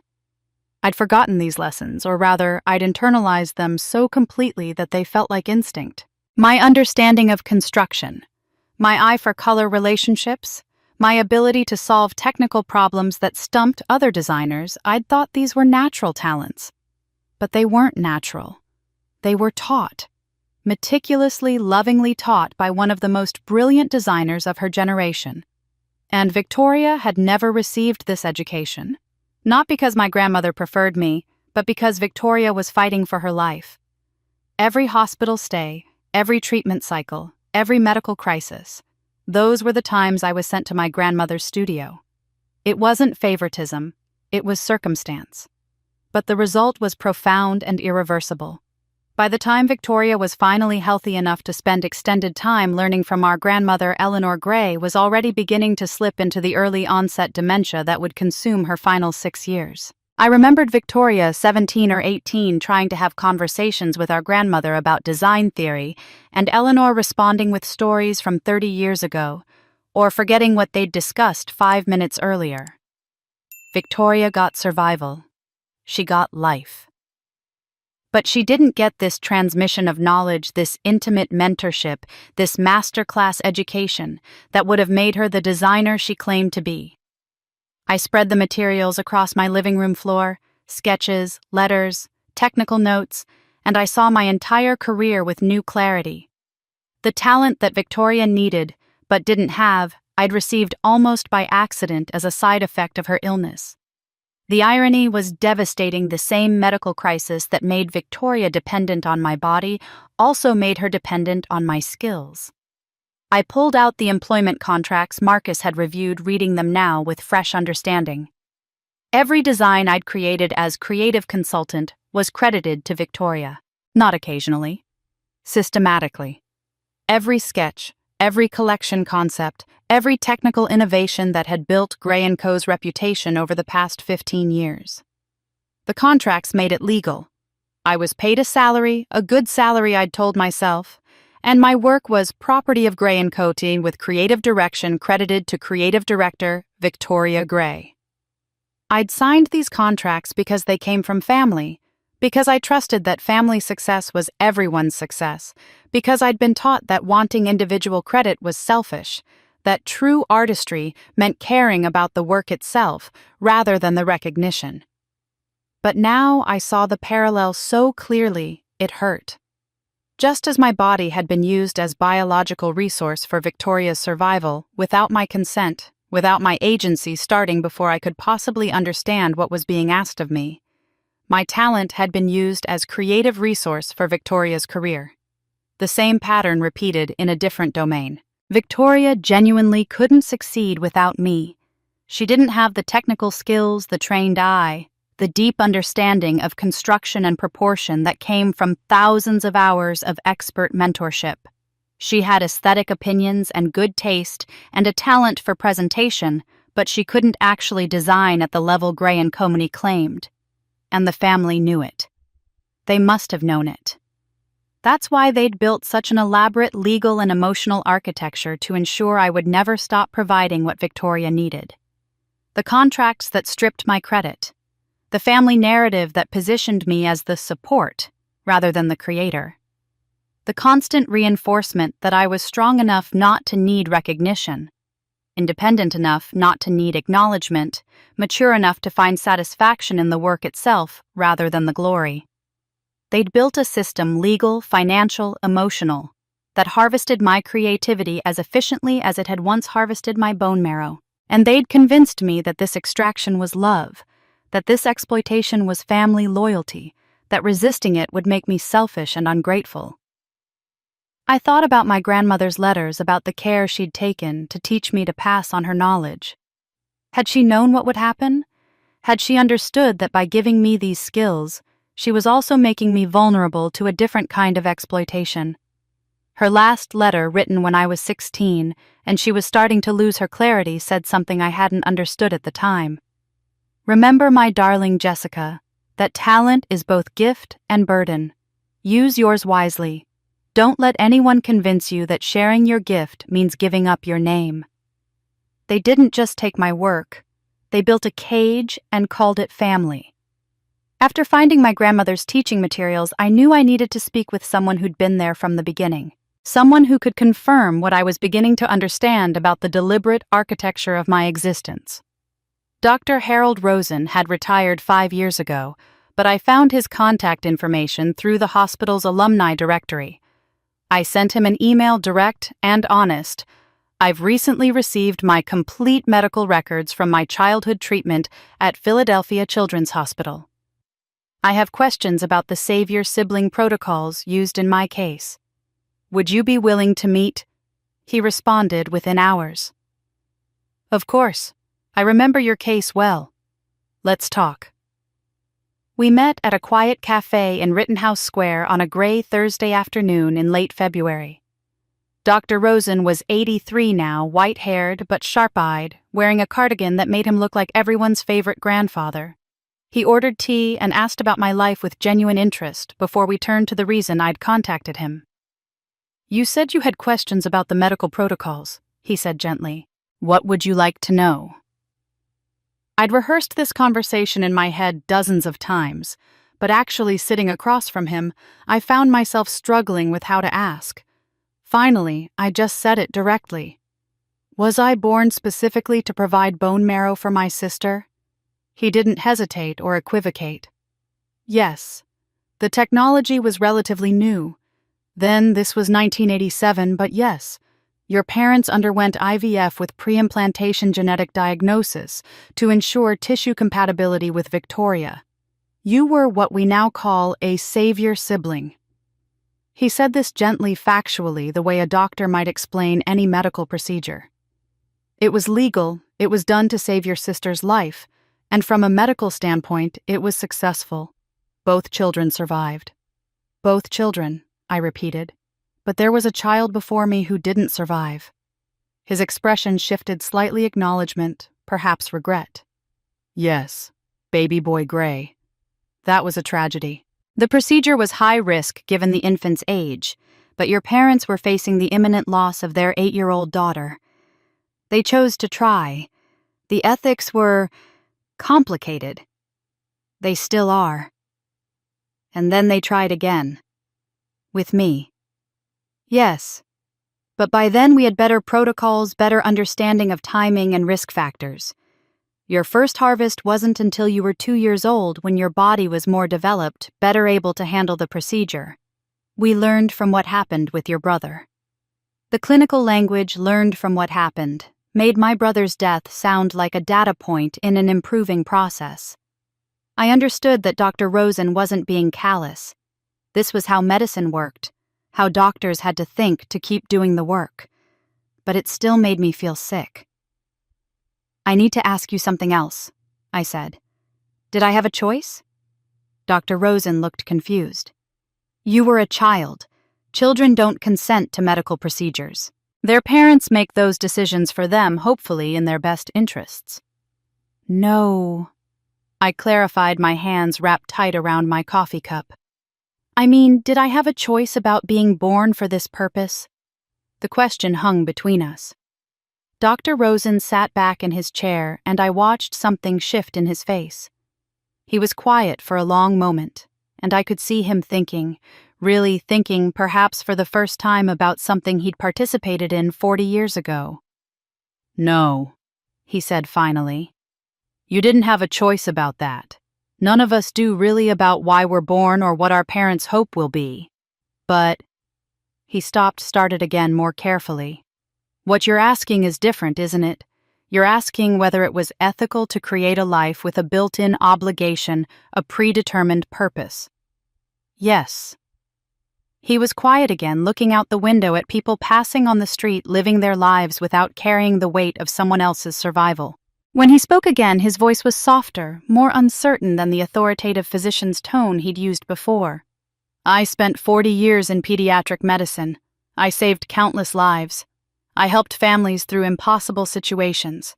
And I still believe that saving a child's life is one of the most important things we can do. He turned back to me. But perhaps we didn't think carefully enough about what we were asking of the children born to save their siblings. Not just medically, the medical risks we understood documented minimized as much as possible, but existentially, psychologically, what it means to grow up knowing you were created for a specific purpose, that your value was tied to your utility. I was told I should be grateful, I said quietly, that I saved my sister's life, that some people never get the chance to do something so meaningful. And were you grateful? He asked. The question startled me with its directness. I don't know. I thought I should be. I tried to be. But mostly I just felt obligated, like I owed everyone something I could never fully repay. Dr. Rosen nodded slowly. That's exactly what we didn't consider carefully enough. The psychological burden of unpayable debt, placed on a child too young to understand or refuse it. I felt something break open in my chest, not painfully, but like a door that had been locked for so long I'd forgotten it was there. This man had been part of the system that used me. He'd performed my procedures, signed off on the protocols, participated in the creation of savior siblings as medical practice. And he was telling me that possibly we should have questioned it more. Dr. Rosen, I said, and my voice came out rough. Do you think I owe my sister my life, my work, my silence, because I saved her life when I was too young to choose? He looked at me directly, and his answer was clear and definitive. No, you don't. You've given enough, Jessica. More than anyone should have been asked to give. You don't owe anyone anything more. The relief that flooded through me was so powerful, it was almost painful.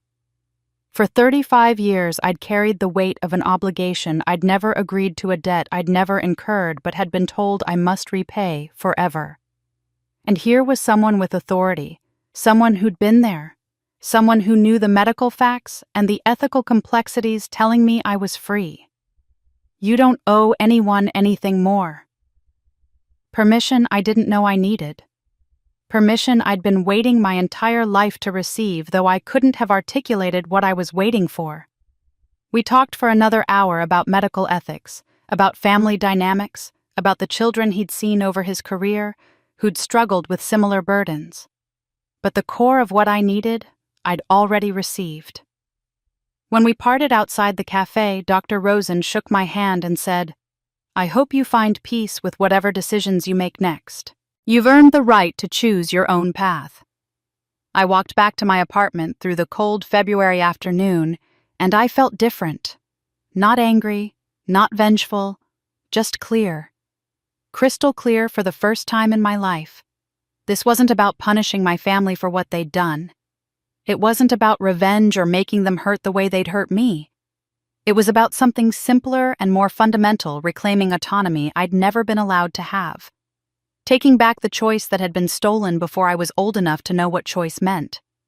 From this point forward, every action I took would be intentional, bounded by my own values, rather than reactive to their manipulation. I would choose what to give and what to withhold. I would choose whom to trust and whom to protect myself from. I would choose my own definition of family, my own understanding of loyalty, my own measure of what I owed and what I didn't.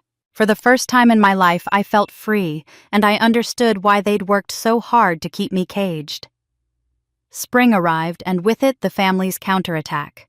It started subtly, the way things always did with the Grays. Nothing overt enough to call out directly, just a pattern of small professional setbacks that accumulated into something more significant.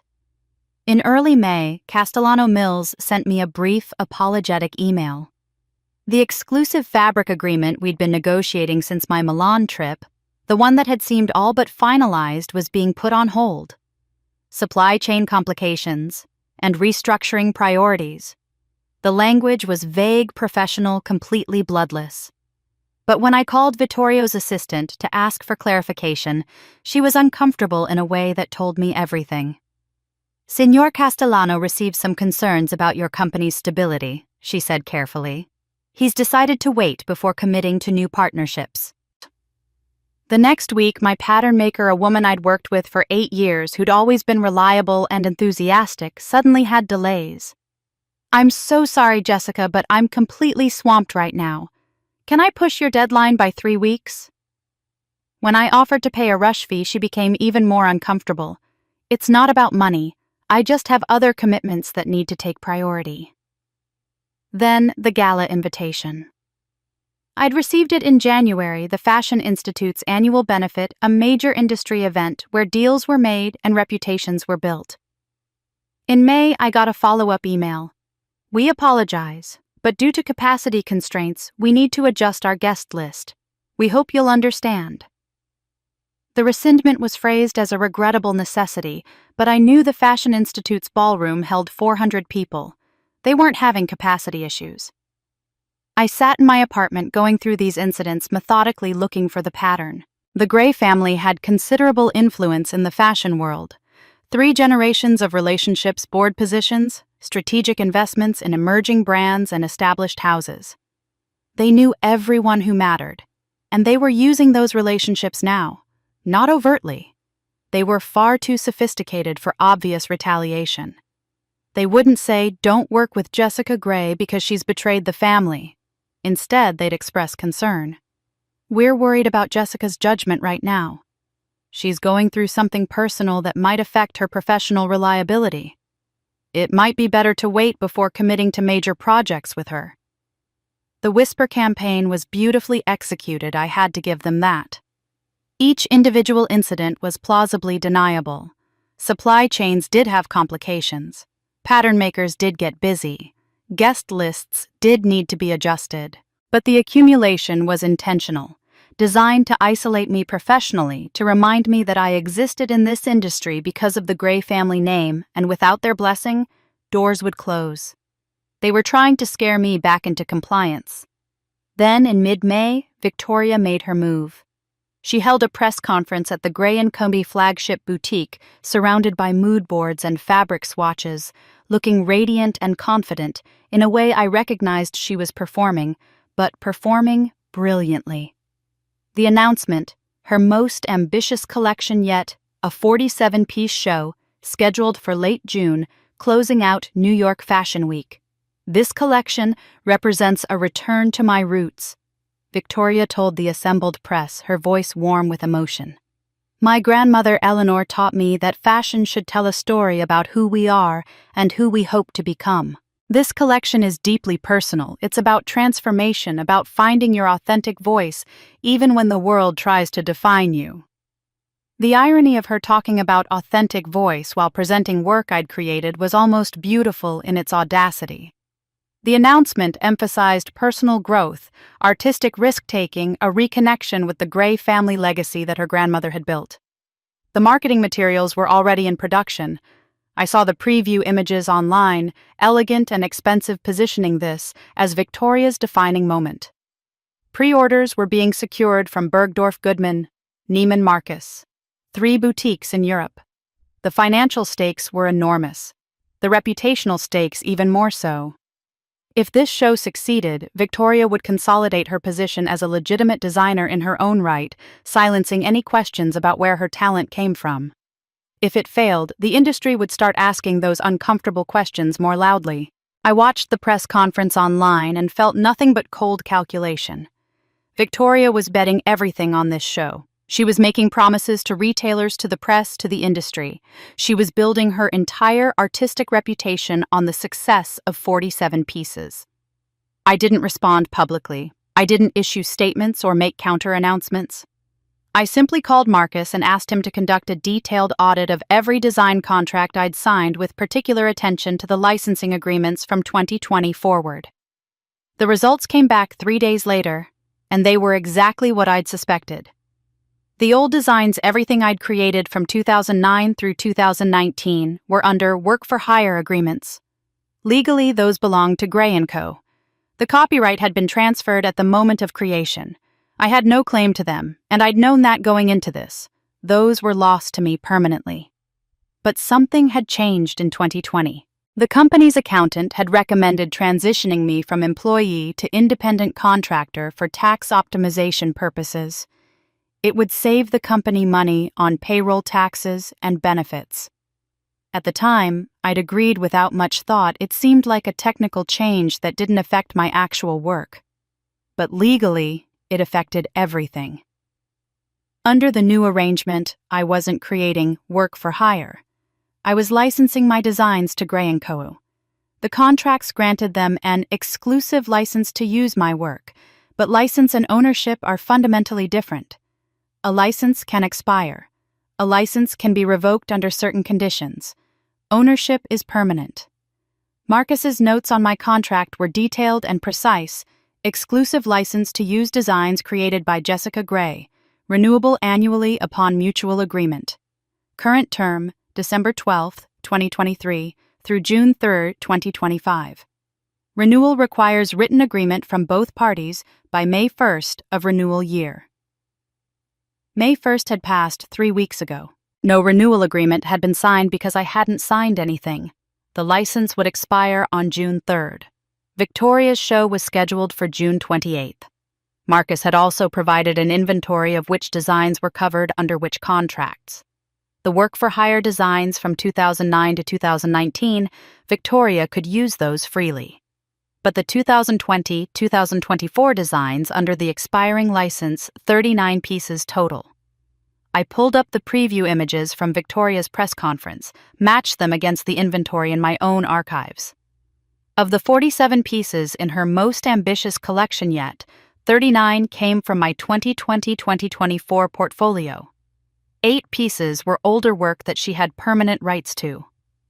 Victoria's team had reviewed the contracts. They'd seen exclusive license to Gray & Company and assumed the designs were theirs to use. They'd built an entire collection committed to retailers, scheduled the closing slot of Fashion Week, staked Victoria's reputation on the success of this show, and they'd never checked the license expiration date. I sat at my kitchen table with Marcus's contract analysis spread in front of me, and I felt something cold and clear settle in my chest. Not triumph exactly, not revenge, just absolute certainty about what would happen next. I wouldn't renew the license. I wouldn't warn them. I wouldn't give them time to redesign or adjust or find an alternative. I would simply let the natural consequences of their own assumptions play out. Victoria had built her stage. She'd made her promises to the industry, to the retailers, to the press. She'd committed her reputation and the company's resources to proving she could succeed without me. Let her build the stage. Let her make promises. When the license expires, so does everything she's claimed as hers. Victoria's publicity campaign began in earnest in late May. The Vogue cover dropped first Victoria in a dramatic pose wearing one of the pieces from the upcoming collection, the headline reading, "Victoria Gray's Renaissance, a designer reclaims her voice." The article inside was 8 pages of carefully crafted narrative about artistic evolution, about stepping out from family legacy to find her own creative identity, about the courage it takes to be vulnerable in an industry that demands perfection. "I've spent my whole career wondering if I was good enough," Victoria told the interviewer, her voice trembling with what read as genuine emotion on the page.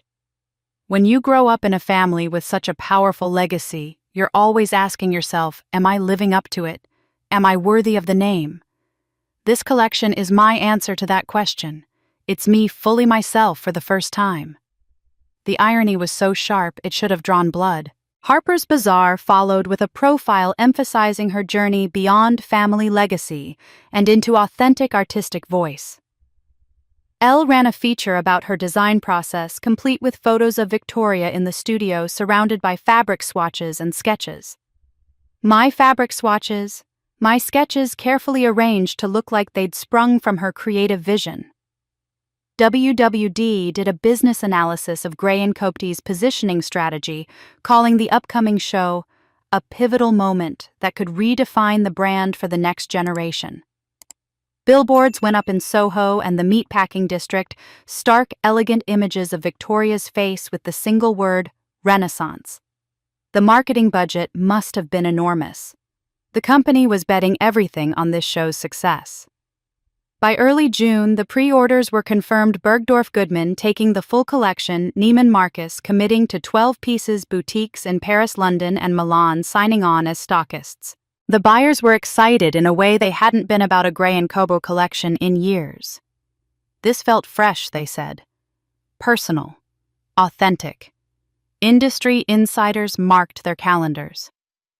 This wasn't just another Fashion Week show, it was being positioned as a defining moment in Victoria's career, the collection that would finally establish her as a creative force independent of family legacy, standing on her own merit. The supreme irony, of course, was that she was more dependent on me than ever. 39 of her 47 pieces were my designs created over the past 4 years, during the period when I was an independent contractor licensing my work, rather than transferring ownership. But Victoria didn't know that the license had expired. Or more accurately, she'd never bothered to check. I watched this publicity avalanche from a distance, tracking coverage methodically, and I felt nothing but cold certainty. Then, in late May, Marcus called with information that told me Victoria wasn't quite as oblivious as she appeared. "She's moving assets," he said without preamble. The flagship boutique lease has been transferred to a trust under her daughter's name. Several investment accounts have been restructured. She's doing what we call fraudulent conveyance, moving things to shield them from potential claims. "Is that legal?" I asked. "Technically, yes, if done preemptively before any actual claims are filed. She can't do it after you sue, but if she does it now while there's just family tension, it's defensible." He paused. "Jessica, this tells me she knows legal conflict is coming. She's preparing for a fight." I thought about this. "But she's preparing for the wrong fight." "Exactly. She thinks you're going to sue. She's protecting against aggressive litigation, public accusations, a court battle. She has no idea you're just going to not renew a license." It was almost funny. Victoria was building fortress walls to protect against an invasion that wasn't coming, while the real threat was simply the quiet expiration of an agreement she'd taken for granted. I maintained a low profile during this period, but I didn't hide. Hiding would have looked like guilt or fear or shame.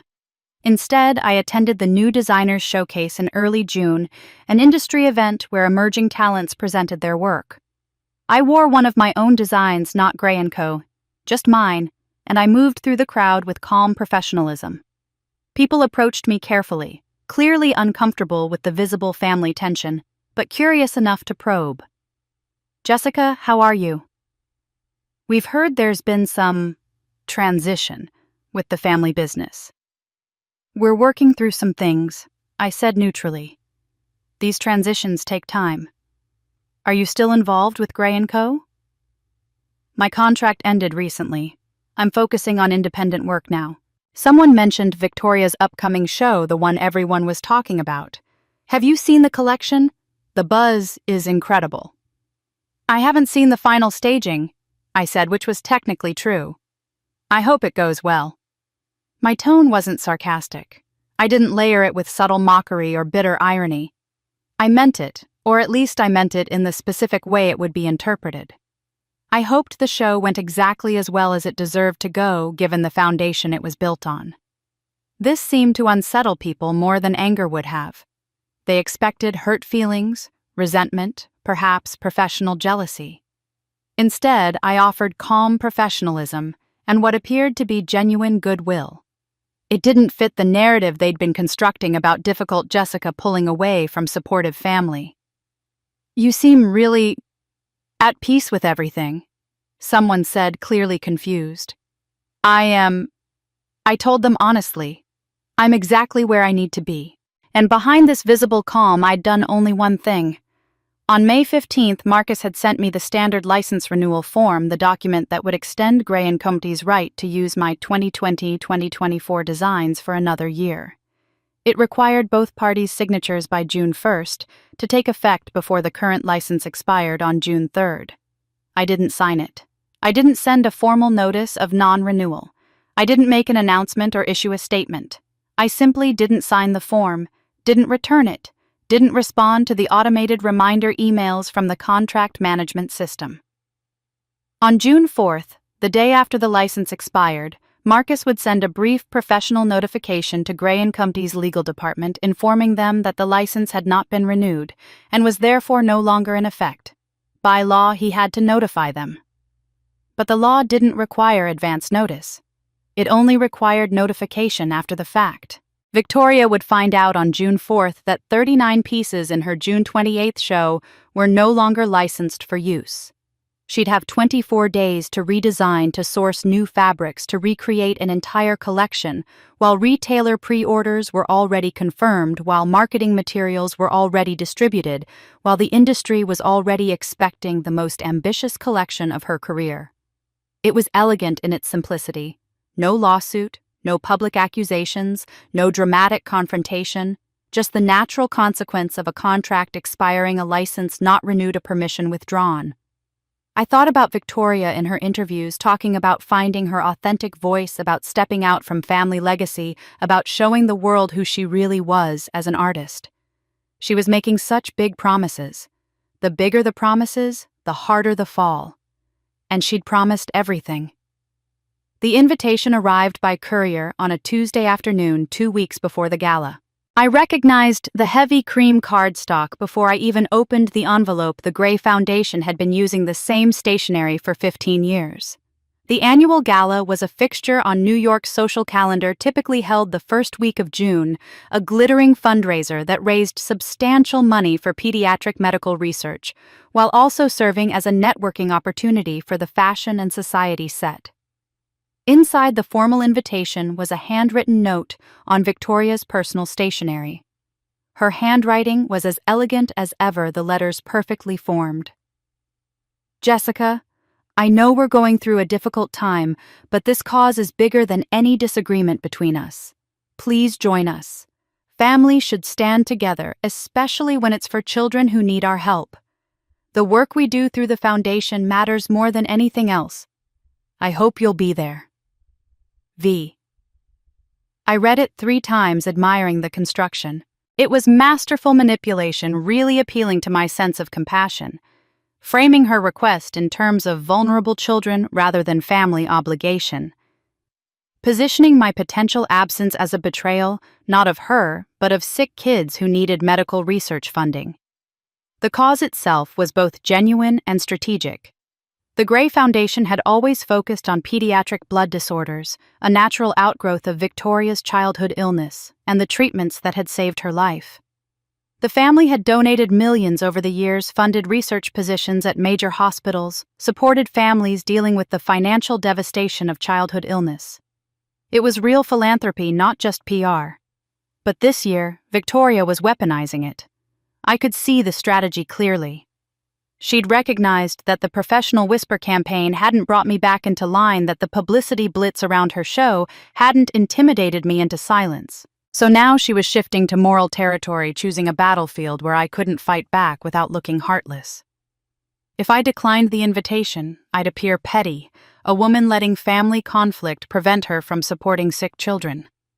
If I attended, I'd implicitly endorse the family's narrative, standing alongside them at a glamorous event, as though nothing had changed, as though I hadn't withdrawn from the business, as though we were still the unified Gray family that the public believed in.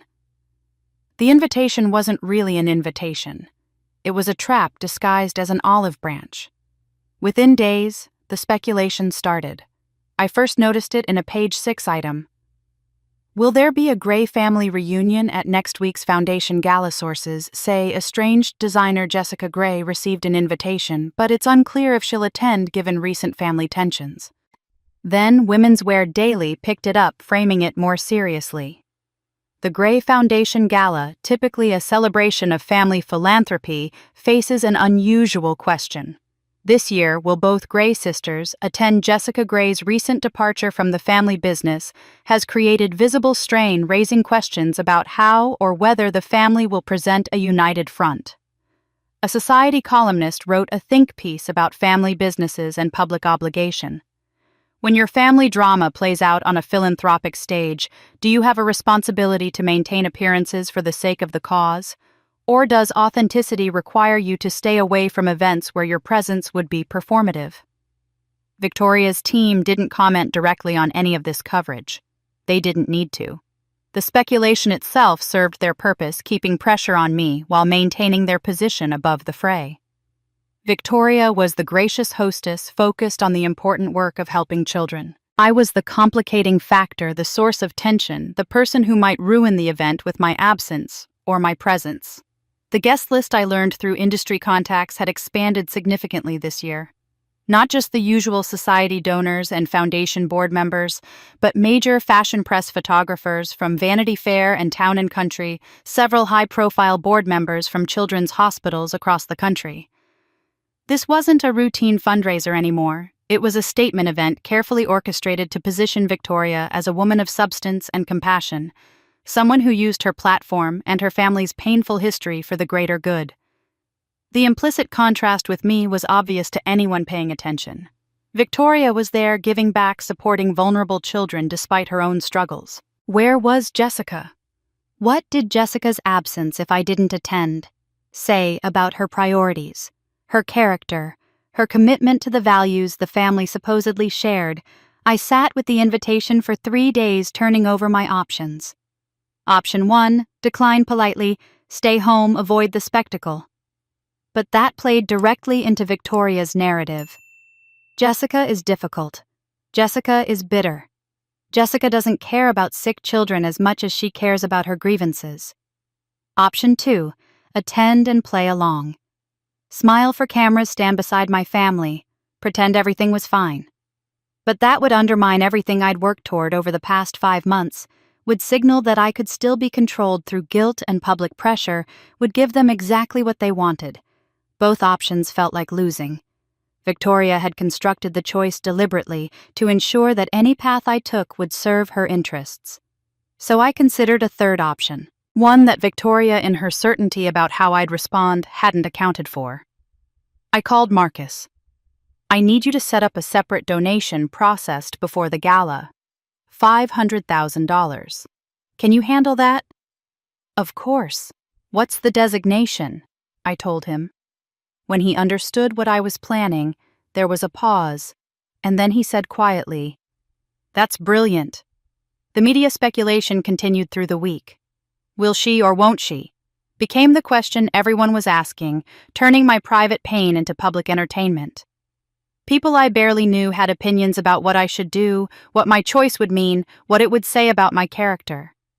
I watched it all with detached interest, the way you might watch a storm from inside a sturdy building. They were all asking the wrong question, constructing a false binary, certain they understood the dynamics at play. Victoria had given me a choice where every answer was wrong, so I chose a third option she hadn't considered. I arrived at the plaza at 7:30 alone. I'd spent considerable time choosing what to wear, not from vanity, but because I understood that every choice tonight would be scrutinized, interpreted, assigned meaning. I wore a dress I'd designed myself 3 months ago during the quiet hours after Daniel went to sleep, when I was beginning to understand who I might become outside my family's structure. It was elegant, understated, constructed from silk I'd sourced independently. The color was a deep midnight blue that photographs had called mysterious when worn by someone else at a different event. It was distinctly, unmistakably not from any gray collection. Daniel was with Claire, safe from this spectacle. I'd explained where I was going in age-appropriate terms. Aunt Victoria is having a big party for charity. I need to go say hello, but it might be boring and you'd have more fun with Claire. He'd nodded, relieved not to see my family, and that relief told me everything I needed to know about whether I was making the right choices. I walked into the plaza's grand ballroom alone, and I felt lighter than I had in years. Not happy exactly, this wasn't a happy occasion, but unburdened. I'd stopped carrying the weight of their expectations, their narrative, their version of who I should be. People noticed. I could see it in their faces as I moved through the crowd, surprise, curiosity, a kind of recalibration. In past years, I'd always arrived with family, always stood slightly behind Victoria. always looked vaguely uncomfortable in formal settings. Tonight, I stood on my own, and if I looked different, it was because I'd stopped performing the role of grateful, self-effacing younger sister. Victoria spotted me within minutes. She crossed the ballroom with her characteristic grace photographers tracking her movement, and pulled me into an embrace that looked warm and sisterly for the cameras.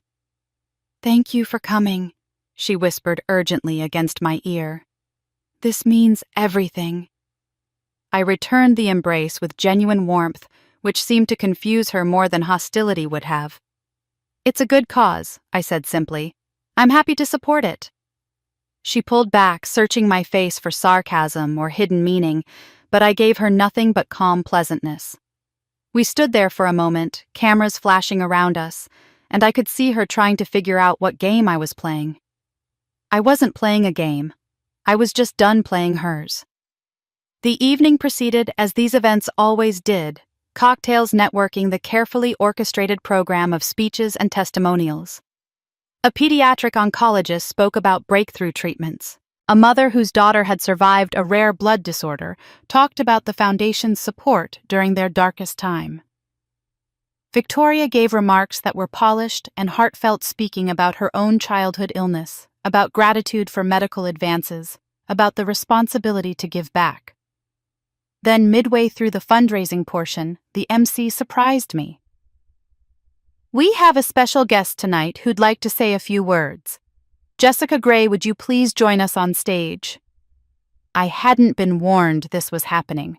Victoria's team had clearly arranged it, assuming I'd either decline, which would look cold to a room full of donors, or give some bland remarks about family and philanthropy that would reinforce the unity narrative. I accepted the microphone and looked out at the crowd. 400 people in formal wear, champagne glasses in hand, waiting to hear what I'd say. "Thank you," I began. "I won't take much of your time. I just want to acknowledge the incredible importance of pediatric medical research. The work being done to understand rare blood disorders, to develop better treatments to save children's lives, this work matters. It matters more than anything." Heads nodded. This was the expected preamble. "Which is why I'm honored to contribute $500,000 to tonight's fundraising goal." The applause was immediate and enthusiastic. $500,000 was a significant donation, especially from someone outside the core family structure. Victoria's face showed surprise, then relief. This was good publicity, this reinforced family unity. This was exactly what she'd wanted. But I wasn't finished. "I'm designating my donation specifically," I continued, and the room quieted slightly, sensing something shifting, "for research into the long-term psychological and ethical implications of savior-sibling protocols, and for support services for children who serve as tissue donors for their siblings." I delivered this calmly, educationally, like I was simply identifying an underserved research area. These children born to save a brother or sister's life often don't receive adequate psychological support as they grow up. The medical interventions are well documented, but the emotional and ethical dimensions deserve equal attention. I hope this contribution helps advance that understanding. The applause continued, but I could see confusion rippling through the crowd. Most people didn't know what savior sibling meant. I could see them making mental notes to Google it later, see the journalists in the back row suddenly paying much closer attention, see Victoria's face going very still as she began to understand what I'd just done. I handed back the microphone and returned to my seat, declining several attempts at conversation. I stayed for another hour, long enough that leaving early wouldn't seem pointed, and then I left quietly the same way I'd arrived. By the time I got home, the search trends had already started. "What is a savior sibling?" spiked on Google. "Savior sibling ethics." Jessica Gray donation. People were curious, and curiosity led them to educational resources, to bioethics articles, to discussions of a medical practice most people had never heard of. By morning, the think pieces started appearing. Not in gossip columns, but in serious publications. The New York Times ran an explainer, "Understanding Savior Siblings, the Medical Practice Behind a Designer's Unusual Donation." 10.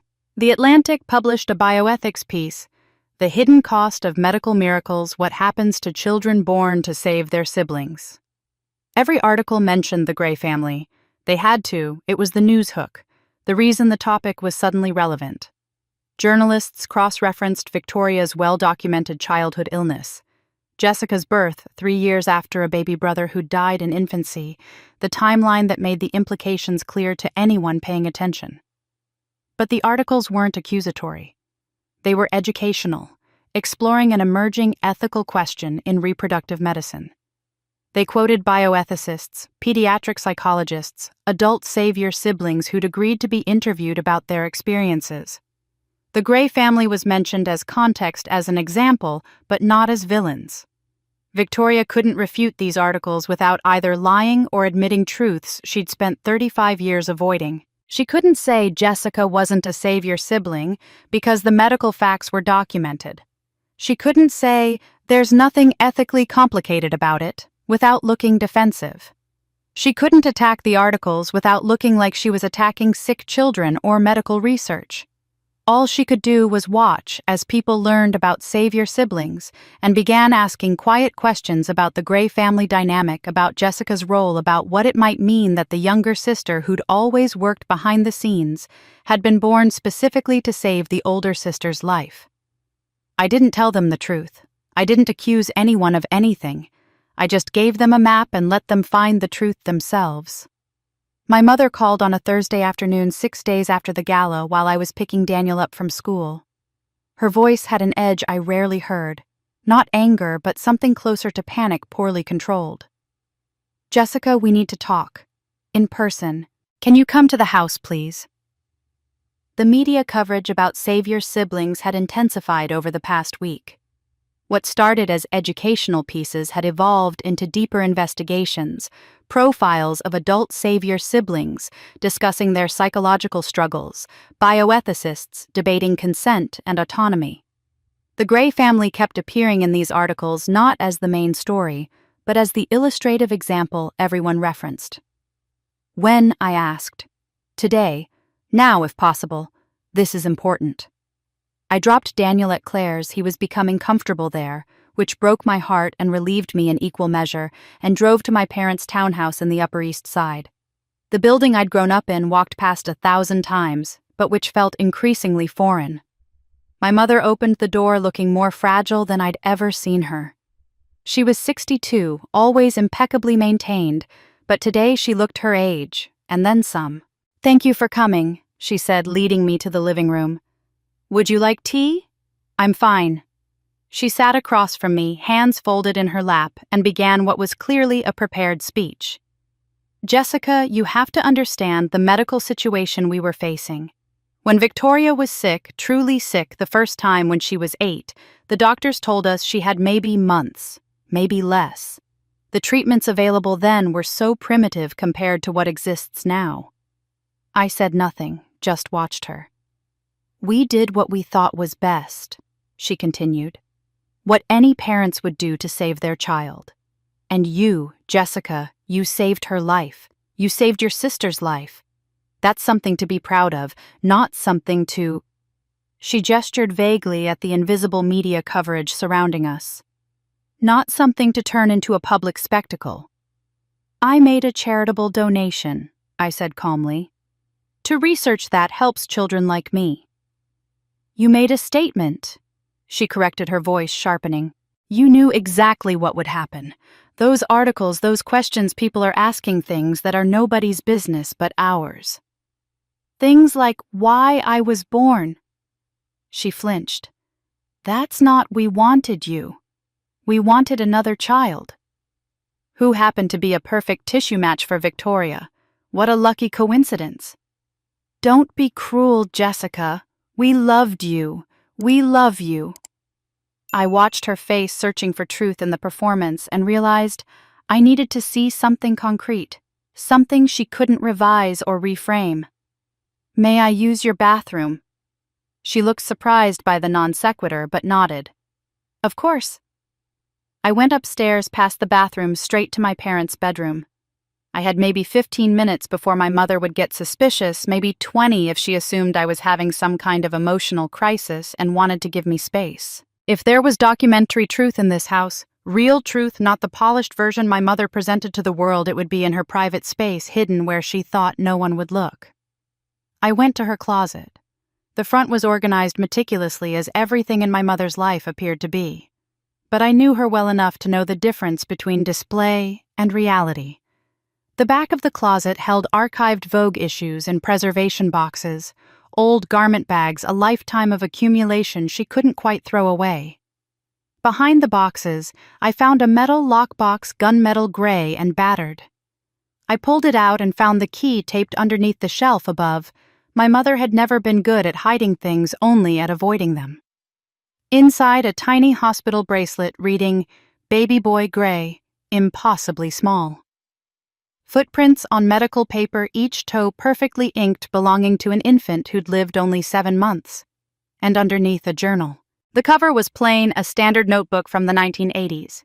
Inside, my mother's handwriting, younger, more hurried than her current elegant script. The entries were dated sporadically, starting in November 1985.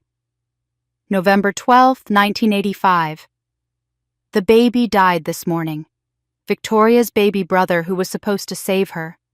Richard won't talk about it. He's already talking about trying again. I can't do this again. I can't create another child for this purpose.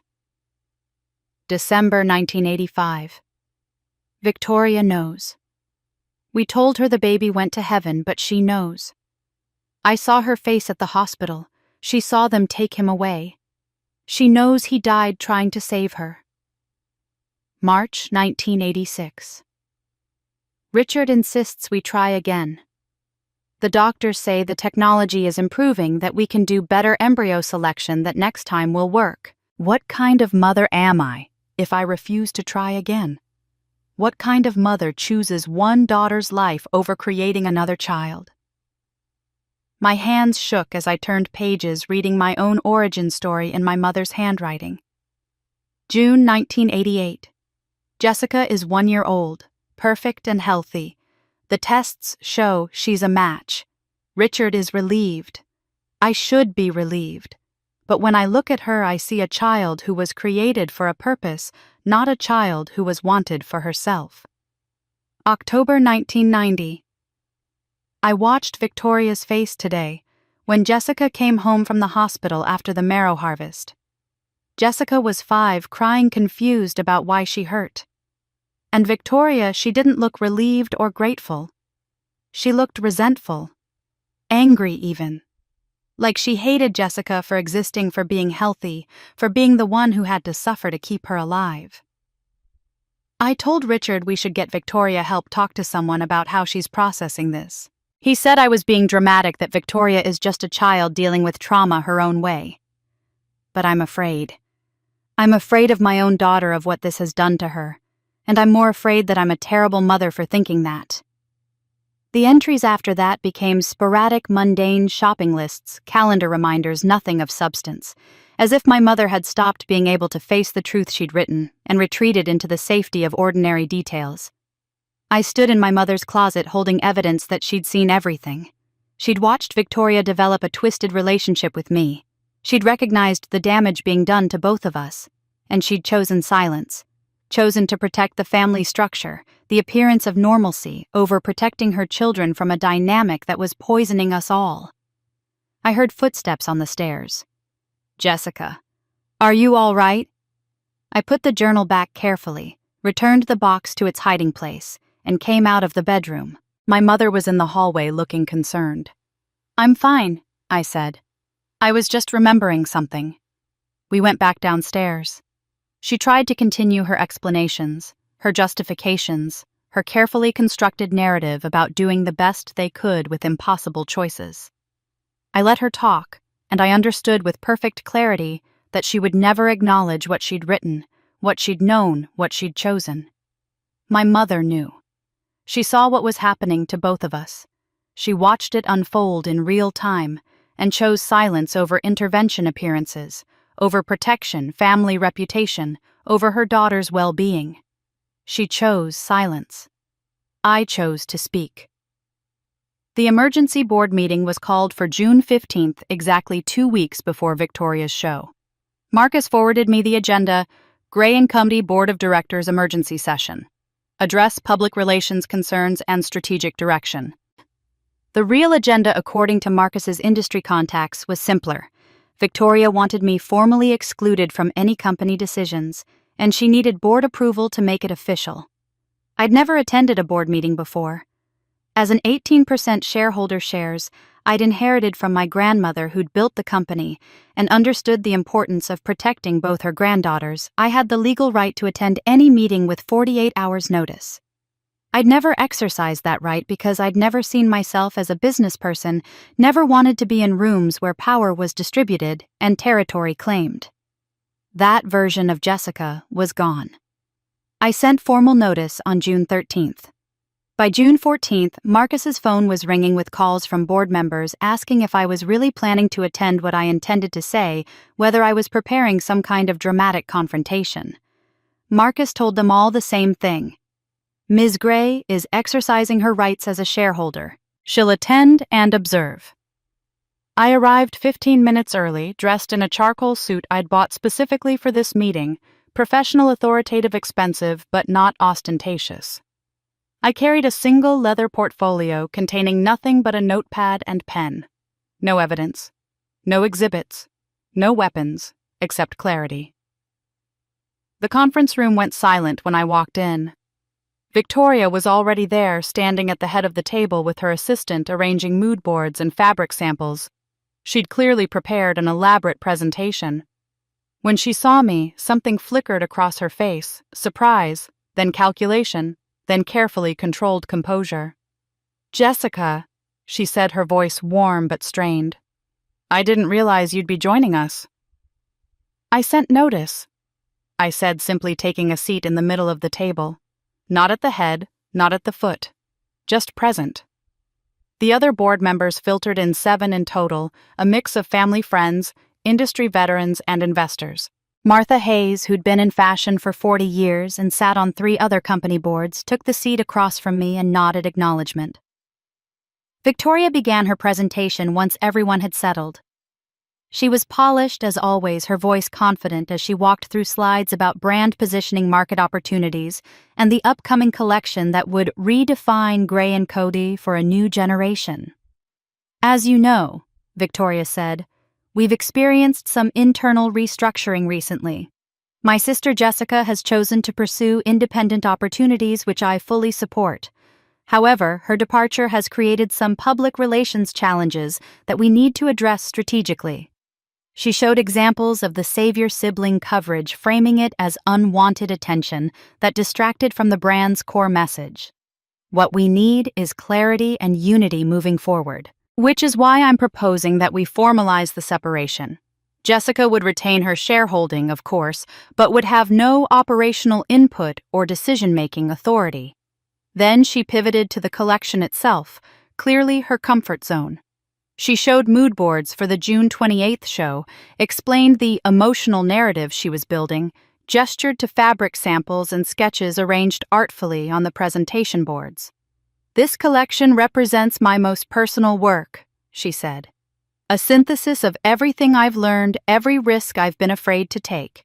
It's about transformation, about finding your authentic voice." When she finished, there was polite applause. The board members looked impressed, or at least interested. Victoria sat down looking satisfied. Into the silence, I spoke for the first time. "Victoria, can I ask a few questions about the collection?" She smiled, gracious. "Of course. The third look, the evening piece with the asymmetrical draping, can you walk us through your creative process for that? What inspired the specific draping technique you used?" Victoria's answer was smooth but vague. "I was thinking about movement, about how fabric can express both strength and vulnerability. The asymmetry creates visual interest while maintaining elegance." "And the technical execution?" I pressed gently. "How did you solve the weight distribution problem? Asymmetrical draping tends to pull in one direction." "The construction team handled the technical aspects," Victoria said, a slight edge entering her voice. "I focus on the creative vision." I nodded as though this made perfect sense. "The evening pieces, you've specified silk crepe at 14 momme. Can you explain the reasoning most designers would choose a lighter weight for that silhouette, maybe 8 or 10 mm? What made you select 14? Victoria hesitated. 14 felt right for the vision. The drape needed more substance. But heavier silk actually reduces drape, I said, still gentle, still curious. It creates structure rather than flow. Was that intentional? Were you going for structure over movement? Both, Victoria said quickly. A balance. I continued asking questions, not aggressive questions, but the kind of detailed technical queries any serious designer should be able to answer about their own work. The color palette. What emotional narrative was she building with those specific shade combinations?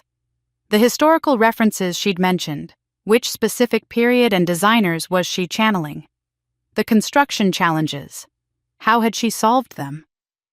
Victoria's answers became increasingly generic, pulling from design vocabulary without demonstrating genuine understanding. She could describe aesthetics, beauty, elegance, emotion, but couldn't explain the technical decisions that created those aesthetics. Martha Hayes watched this exchange with increasing focus, her expression shifting from polite interest to sharp attention. Finally, Martha interrupted. Ms. Gray Jessica, if you were to answer your own questions about this collection, what would you say?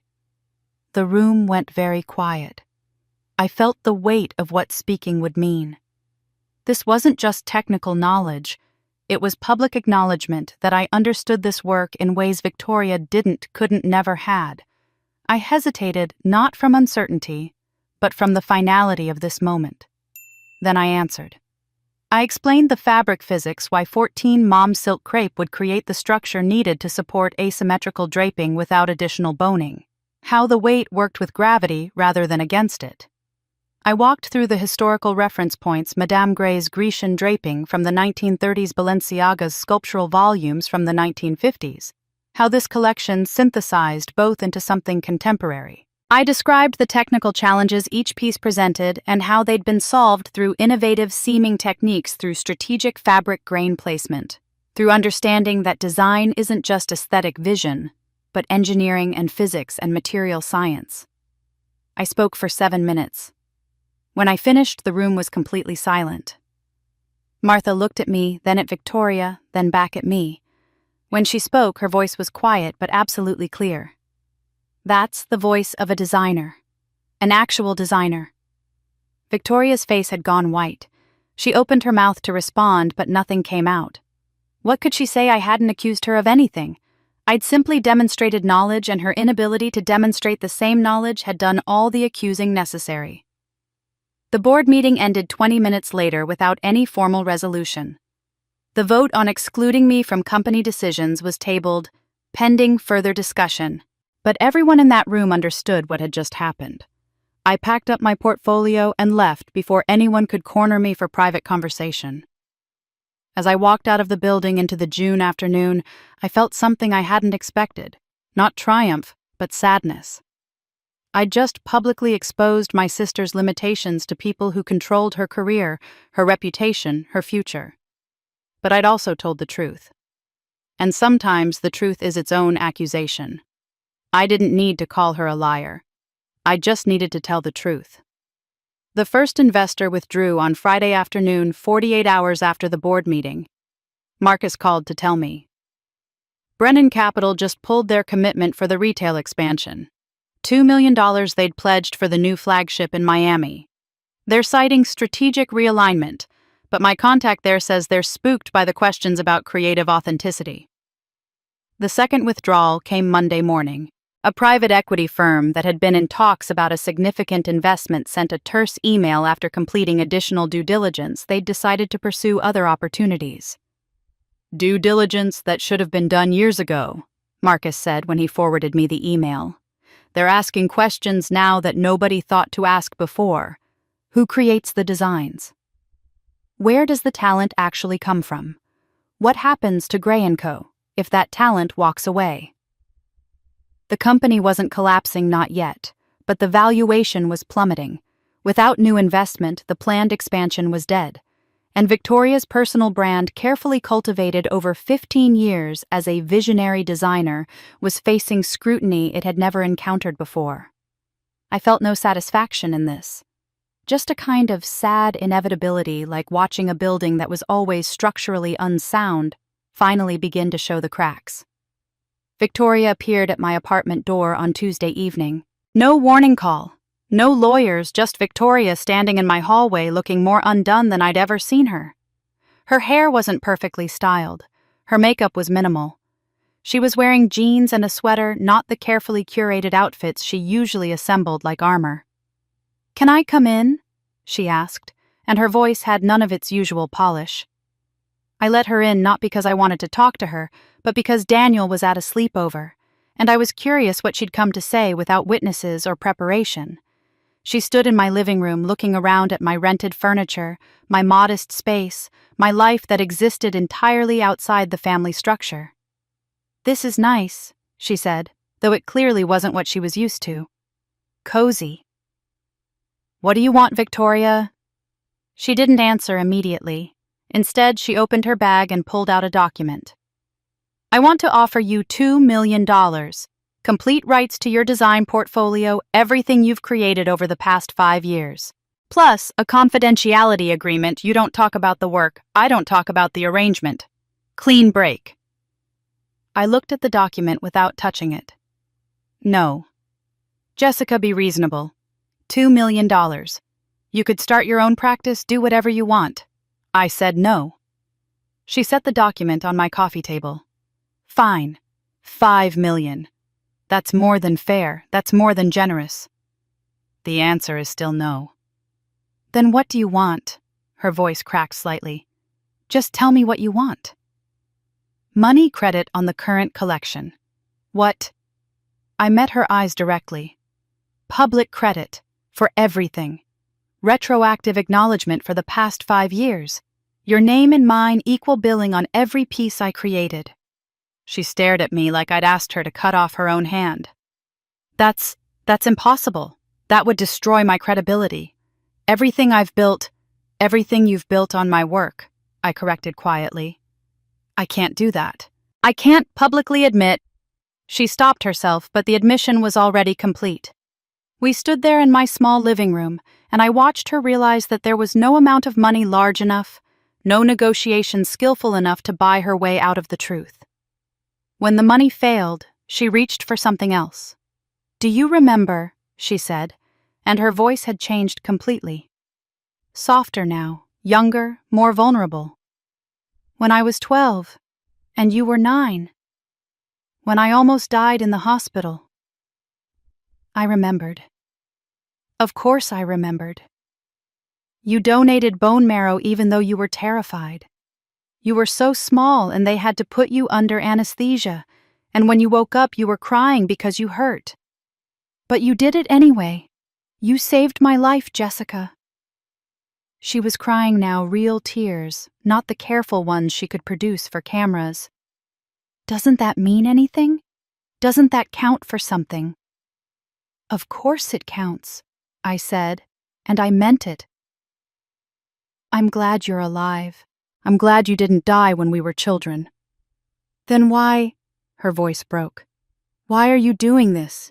If you do this, if you take everything away from me, I'll have nothing. The show will fail. The company will collapse. My reputation will be destroyed. You're asking me to lose everything I've built, everything I am." And there it was. The final weapon polished by 35 years of use, the debt.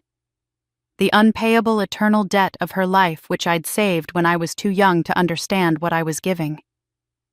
I felt the pull of it, the deep conditioning that said her pain was my responsibility, that her survival was my purpose, that causing her distress made me cruel and ungrateful.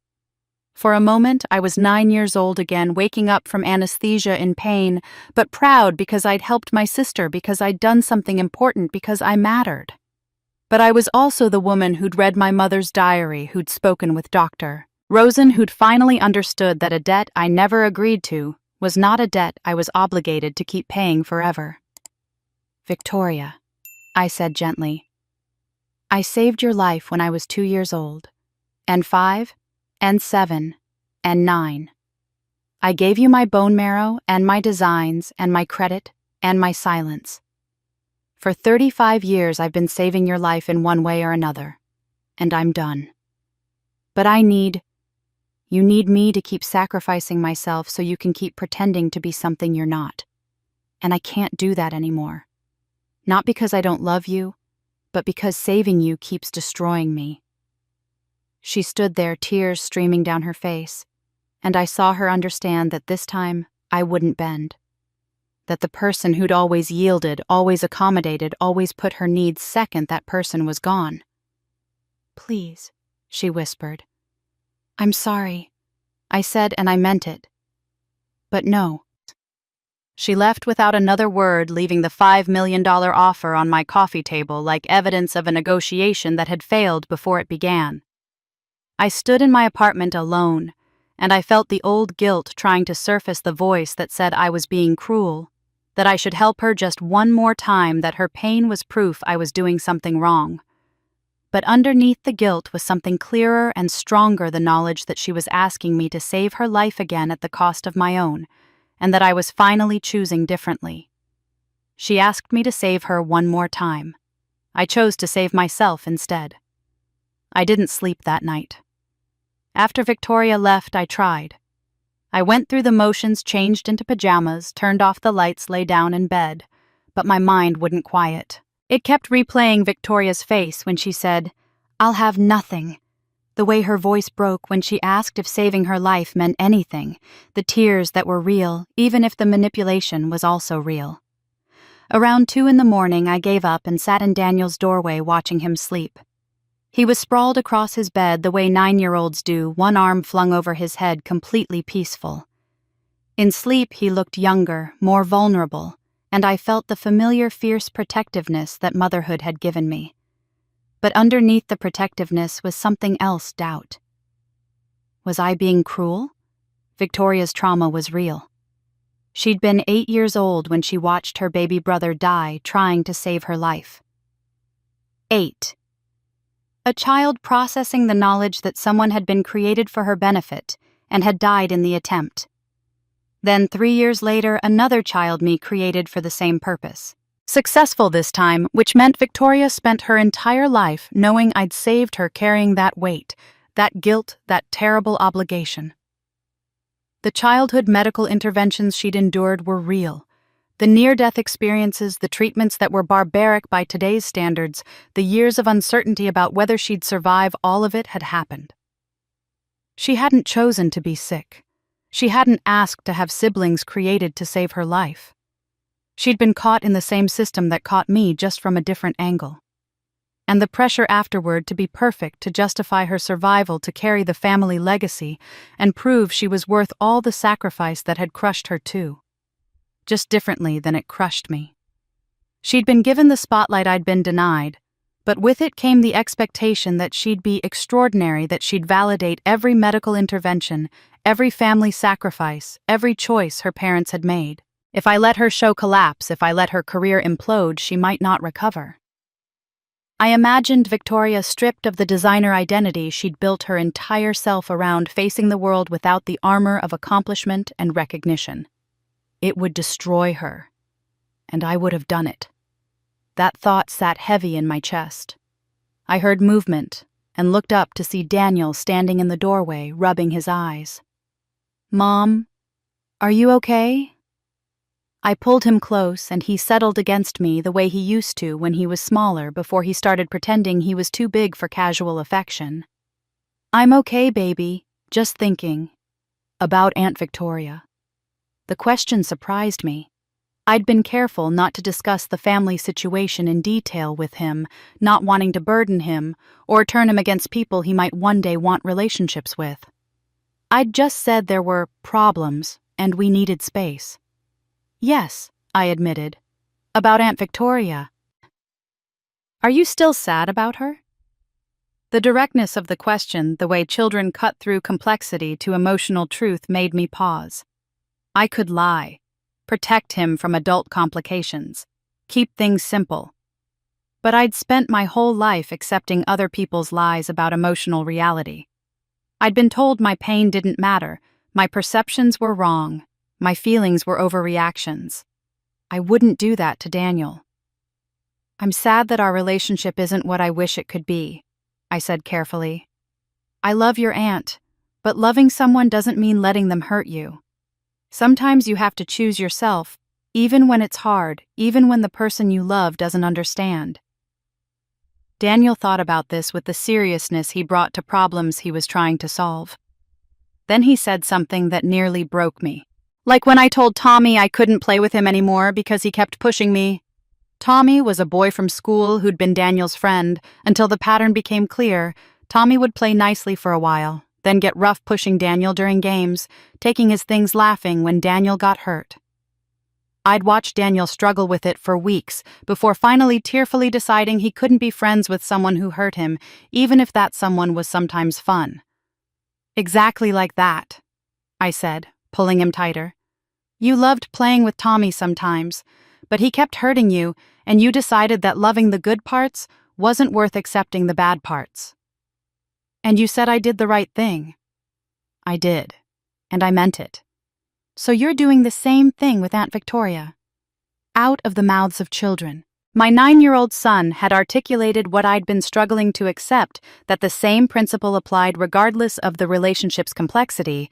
The history shared the love involved. "Yes," I said, "I'm doing the same thing." "Okay," Daniel said, as though that settled it. Then, with the mercurial attention of childhood, he asked, "Can I have pancakes for breakfast?" "Absolutely." He went back to bed satisfied while I sat there understanding what I'd almost missed. The question wasn't, what happens to Victoria if I hold my boundary? The question was, what happens to Daniel if I don't? If I backed down now, if I let Victoria's tears and genuine pain and real trauma convince me to sacrifice myself one more time, what would I teach my son? That family loyalty requires self-erasure. That protecting others means accepting mistreatment. That speaking up for yourself makes you selfish and cruel. He'd learn what I'd learned, that his needs were negotiable but everyone else's weren't. That love meant enduring harm. That no was never really an option when family was involved. The cycle would continue. Different details, different dynamics, but the same fundamental pattern. Some people existed to serve others, and questioning that arrangement made you ungrateful. But if I held my boundary, even knowing it would hurt people I loved, even knowing I'd be called selfish and vindictive and cruel, I'd show Daniel something different, something revolutionary. That his needs mattered as much as anyone else's. That he was allowed to protect himself. That no was a complete sentence. That love without boundaries wasn't love at all, it was just slow destruction dressed up as virtue. I wasn't just fighting for myself anymore. I was fighting for him, for the child he was now and the man he'd become, for his future relationships, his future family, his future understanding of what love should look like. And I was fighting for the child I'd been the one who'd needed someone to tell her that she mattered, that she was enough, that she didn't owe anyone her entire self just because she'd been born. The weight of Victoria's pain was real, but the weight of continuing the cycle was heavier. I stood up, checked on Daniel one more time, and went to my bedroom. I didn't feel triumphant or certain or strong. I just felt clear. Some debts can't be repaid because they were never owed in the first place. On June 3rd at 9:00 a.m. Eastern Time, Marcus sent the notification. It was brief, procedural, empty of emotion or accusation. Non-renewal of design license agreement. This letter serves as formal notification that the design license agreement between Jessica Gray and Gray & Company LLC, dated December 12, 2023, has expired as of June 3, 2025, and will not be renewed. Per the terms of the original agreement, all rights granted under this license are hereby terminated. Attached were copies of the original contracts, the renewal history, and a detailed inventory of designs covered under the expired license. 39 pieces, each one documented with creation, date, technical specifications, and original sketches from my private archives. The notification went to Gray & Company's legal department, to the company's board of directors, and to the production team currently preparing Victoria's show. By law, Marcus had to notify them. But the law didn't require advance warning, only notification after the fact. Victoria's show was scheduled for June 28th. She had 25 days to redesign 39 pieces, source new fabrics, remake samples, coordinate with production, or cancel. I didn't feel triumphant sending it.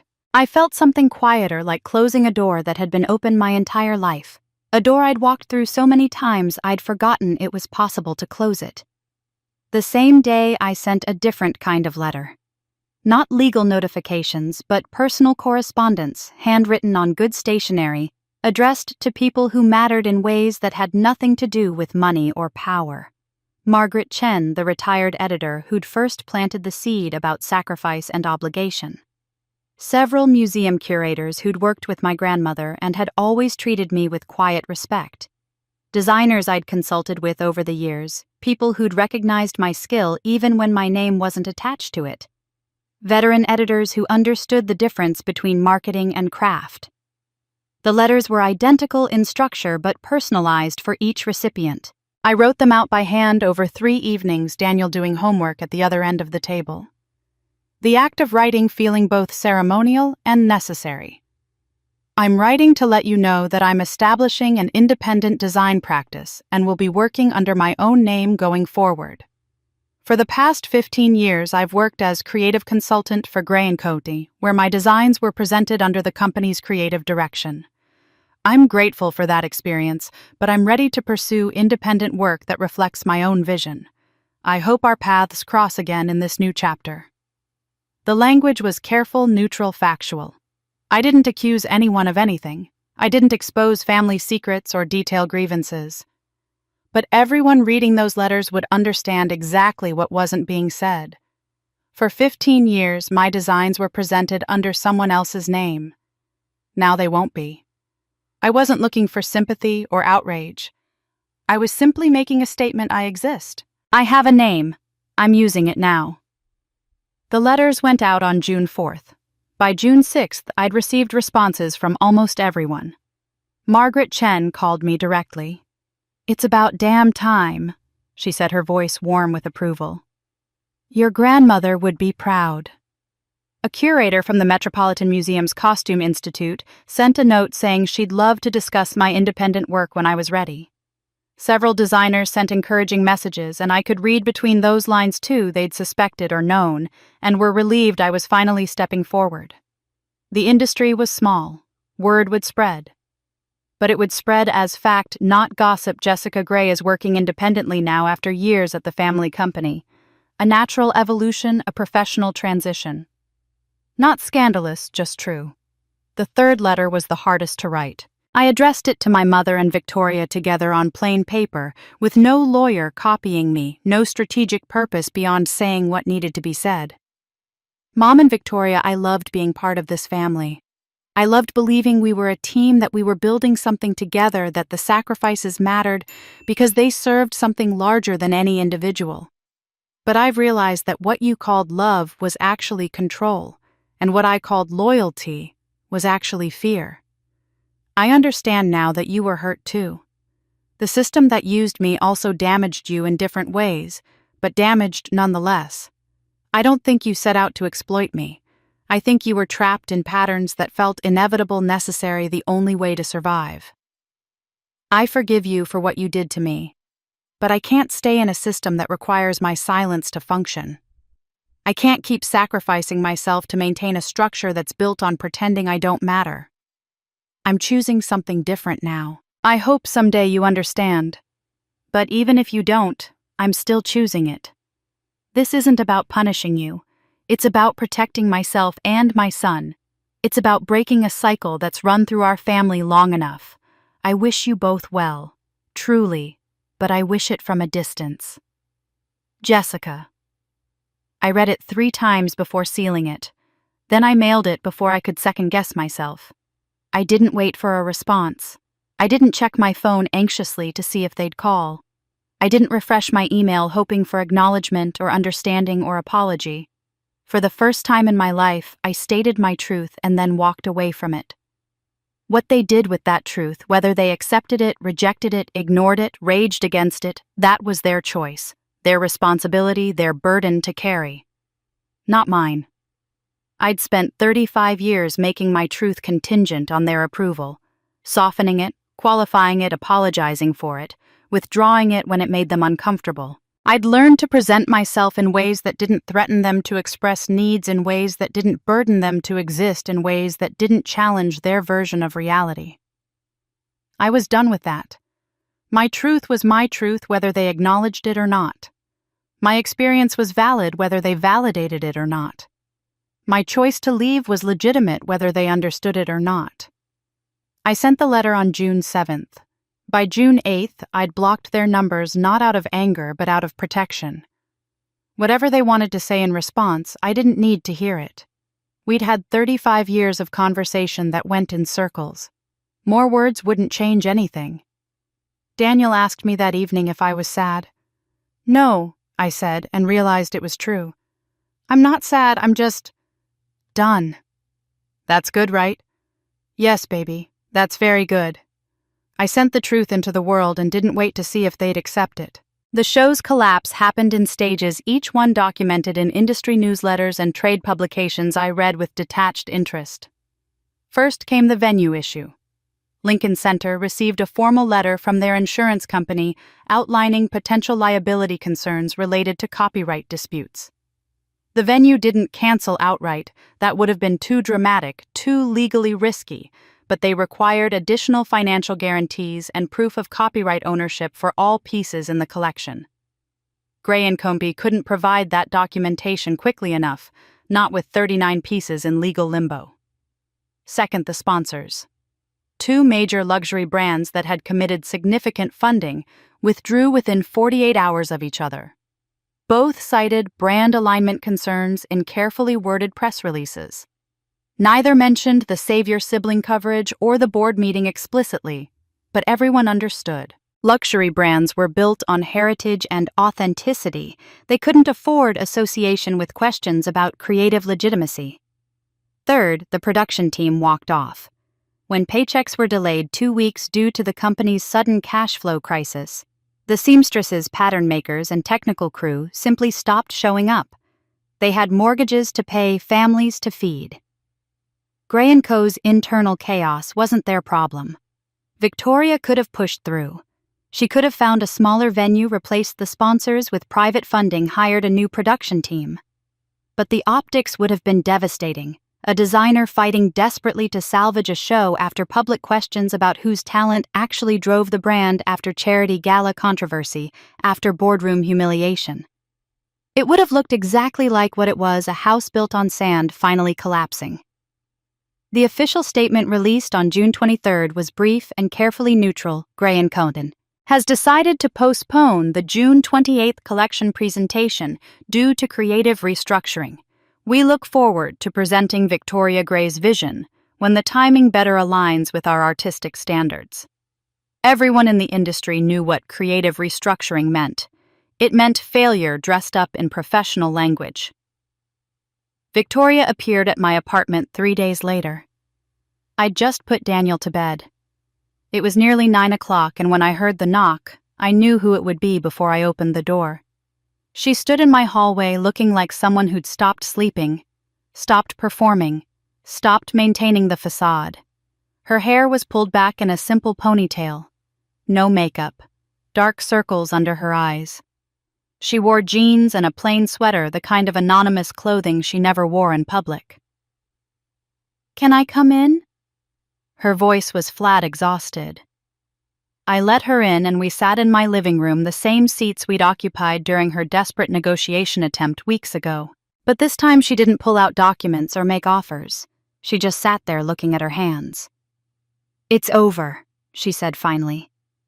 "The show, probably the company, my reputation, all of it." I said nothing. There was nothing to say that wouldn't sound like triumph or false sympathy. "I knew you were better than me," she continued, still not looking at me. "I always knew, even when we were kids. You were healthier, smarter, more talented. Everything came easier to you. Drawing came naturally to you. Understanding fabric color proportion, you just saw it.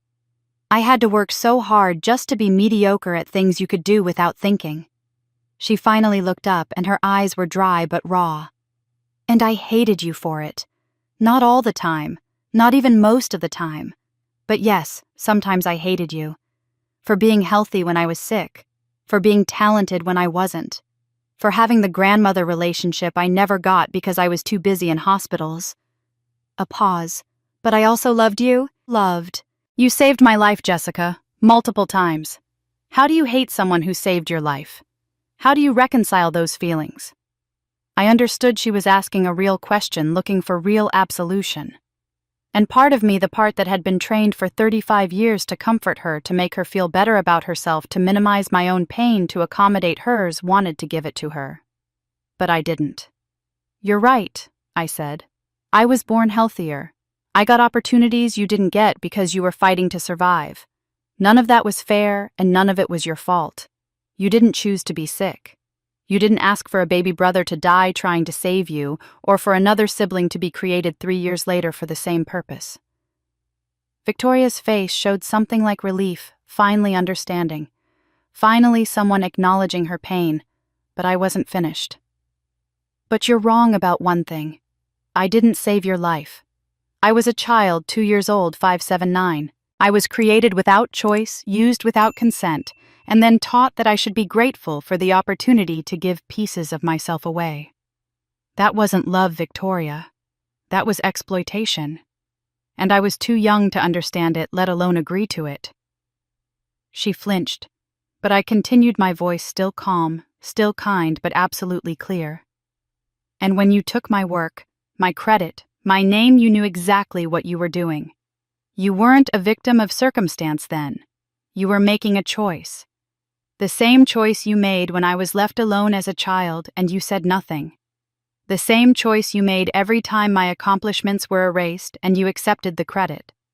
The same choice you made when you let Mom and Dad treat me like I existed to serve you. You chose yourself, every single time.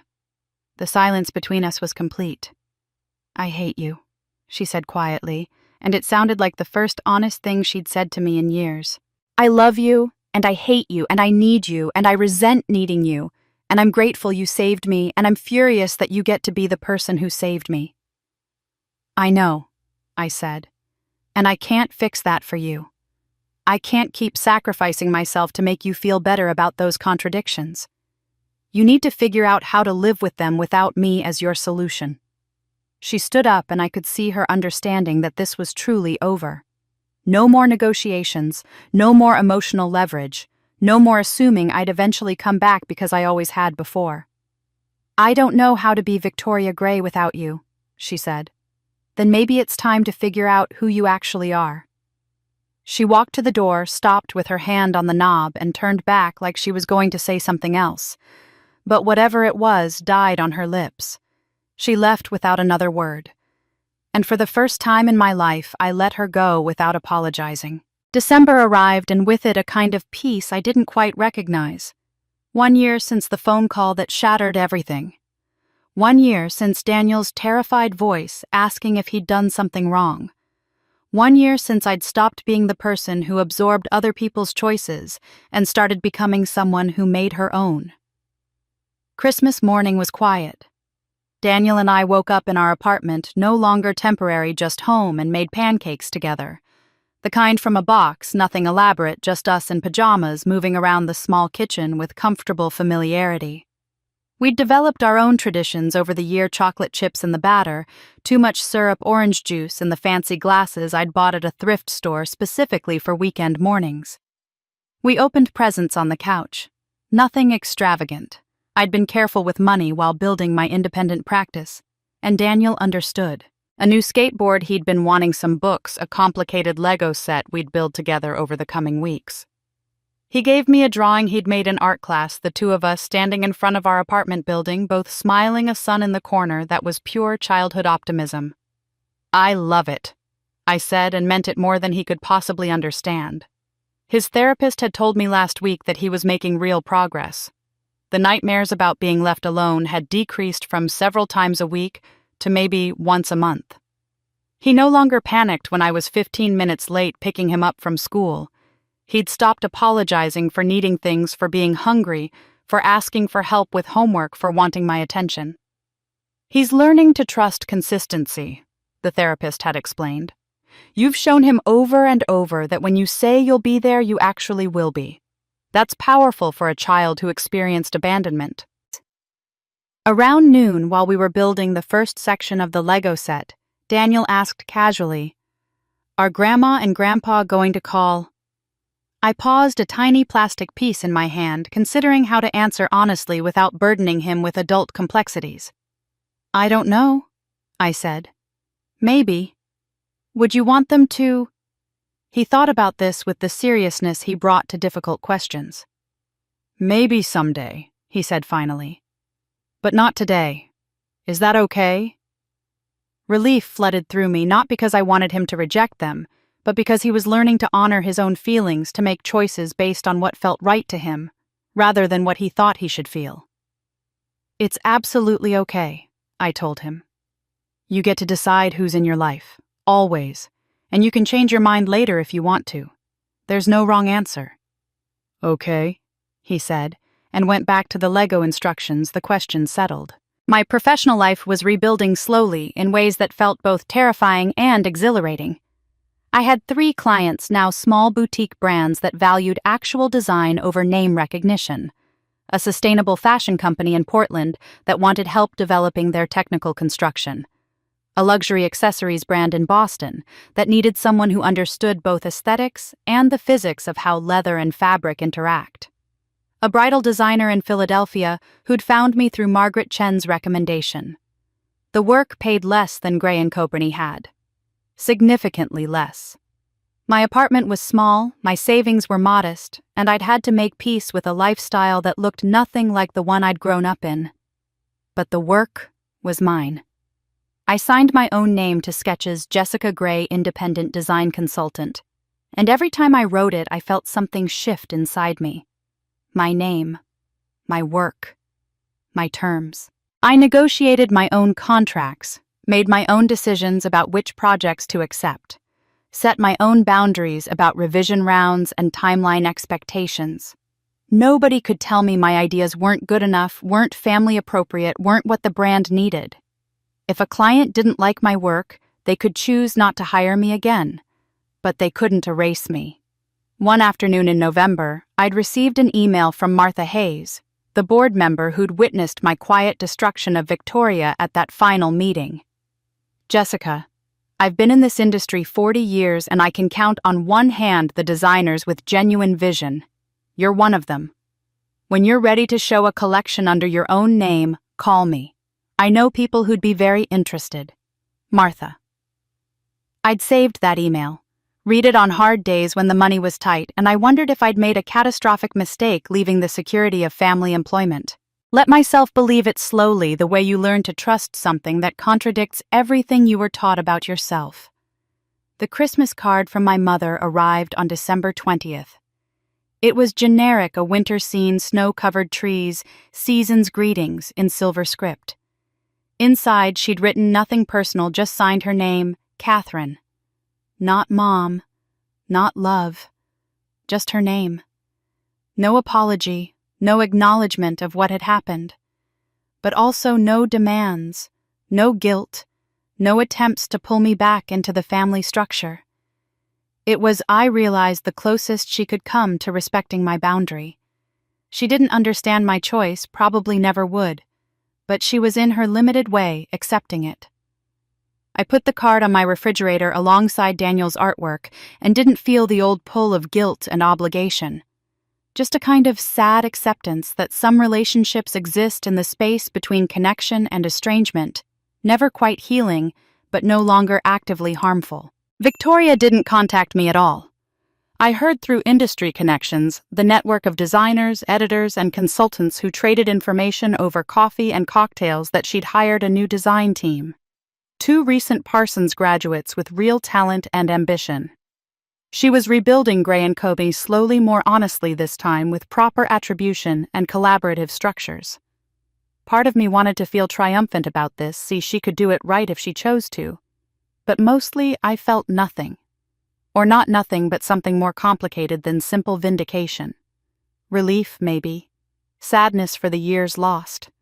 Hope that she'd find a way to be genuinely good at something instead of pretending to be great at something she wasn't. But also clarity that her success or failure wasn't my responsibility. Never had been.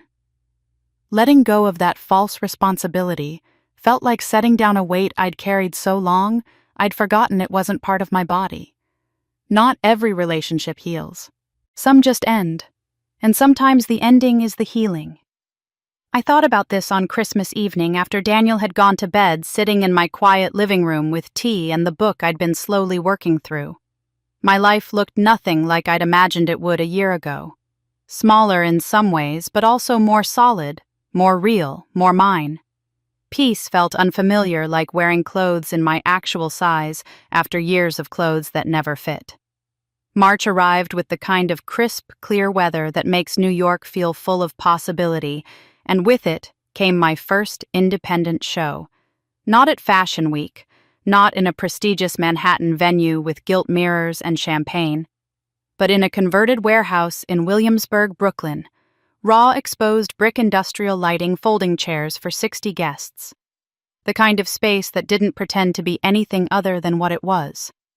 I'd spent 3 months preparing the collection. 12 pieces, total, each one mine from initial concept to final stitch. No compromises, no committee decisions, no wondering if my vision aligned with someone else's brand identity. Just me making what I believed needed to exist in the world. The aesthetic was distinctive. I could see my grandmother's influence in the clean architectural lines in the way I'd approached color relationships, but filtered through something entirely my own. Bolder than she would have been. More willing to break rules I'd internalized from years of, that's not how the Gray family does things. The confidence of someone who was no longer hiding. The guests filtered in starting at 6. Martha Hayes arrived early, gave me an encouraging nod from across the room. The 3 boutique brands I'd been working with sent representatives, former colleagues from suppliers and production houses who'd always treated me with quiet respect. A handful of journalists, mostly from smaller publications, but genuinely interested in craft over celebrity. And Daniel sitting in the front row with Claire wearing the button-down shirt we'd picked out together, looking proud and nervous on my behalf. I didn't make a speech before the show. I'd written one, practiced it, then thrown it away. The work didn't need preamble or justification. Either it spoke or it didn't. The models walked. The pieces moved exactly as I'd designed them to move. The silence in the room felt attentive rather than judgmental. When the final look appeared, an evening piece that had taken me 40 hours to construct, where the draping created the illusion of movement, even when standing still, I heard someone in the audience exhale appreciatively. It was then, during that final walk, that I noticed Victoria. She was sitting in the back row, almost hidden behind a taller guest. She'd dressed simply, her hair pulled back, no dramatic statement, just there watching. Our eyes met briefly. I didn't react, didn't falter in my focus. I'd learned this past year that some moments don't require response. They just require acknowledgement that they're happening. After the show, people approached to congratulate me, to ask about fabrication techniques, to request my card. Martha pulled me aside and said, "That was remarkable. Let's talk next week about scaling this up." A journalist from a sustainable fashion magazine wanted to discuss my material sourcing philosophy. Then Victoria appeared, waiting patiently until there was a gap in conversation. "Hi," she said simply. "Hi." She gestured toward where the pieces were now displayed on mannequins. "They're beautiful, really beautiful." There was no subtext I could detect, no manipulation, no performance. Just simple acknowledgement of work well done. "Thank you," I said, accepting the compliment without deflection or false modesty. We stood there for a moment, and it felt surreal, my sister and I in a Brooklyn warehouse having the most straightforward conversation we'd had in years. "I'm working with a therapist," Victoria said. Talking about everything. The medical trauma, the family dynamics, She gestured vaguely. All of it. It's really hard. I'm glad you're getting help, I said and meant it. I don't know if I'll ever be good at this, she continued, her voice quiet. At being honest. At taking responsibility. She stopped. But I'm trying. That matters, I said. She nodded, started to reach out like she might hug me, then seemed to realize we weren't there yet and let her hand drop. I should go. I just wanted you to know I was here, that I saw this. Thank you for coming. She left and I felt something I hadn't expected, not closure exactly, but possibility. We weren't enemies and we weren't sisters in any traditional sense, but maybe someday we'd find something in between. For now, this moment of mutual recognition without obligation was enough. A young woman with a digital recorder approached one of the journalists who'd stayed after most guests had left. Do you have a minute? I'm writing about emerging designers for Fashion Forward magazine. Of course. She asked standard questions about my background, my inspiration, my construction techniques. Then she asked something I'd never been asked before. How would you describe your design philosophy? I paused. For 15 years, that question had been asked of Victoria, answered by Victoria using concepts I'd developed. Now, someone was asking me, expecting my answer, interested in what I actually thought. I design for women who've learned to make themselves smaller to fit other people's expectations. I said, slowly working through the thought as I spoke it, and who are ready to take up the space they deserve. The journalist's eyes lit up. This was better than the standard answer about aesthetics and inspiration. That's powerful. Can you elaborate? Fashion is supposed to be about self-expression, but so often it becomes about conforming, fitting into someone else's vision of who you should be. My work is for women who are done with that, who are ready to wear clothes that reflect who they actually are, not who they've been told to be. As I spoke, I realized I wasn't just talking about fashion. I was talking about myself, about Daniel, about every person who'd been taught that their needs were negotiable, but everyone else's weren't. About every woman who'd learned to apologize for existing, to minimize herself, to make her truth contingent on other people's approval. I'd built a design philosophy not from aesthetic theory or market research, but from lived experience.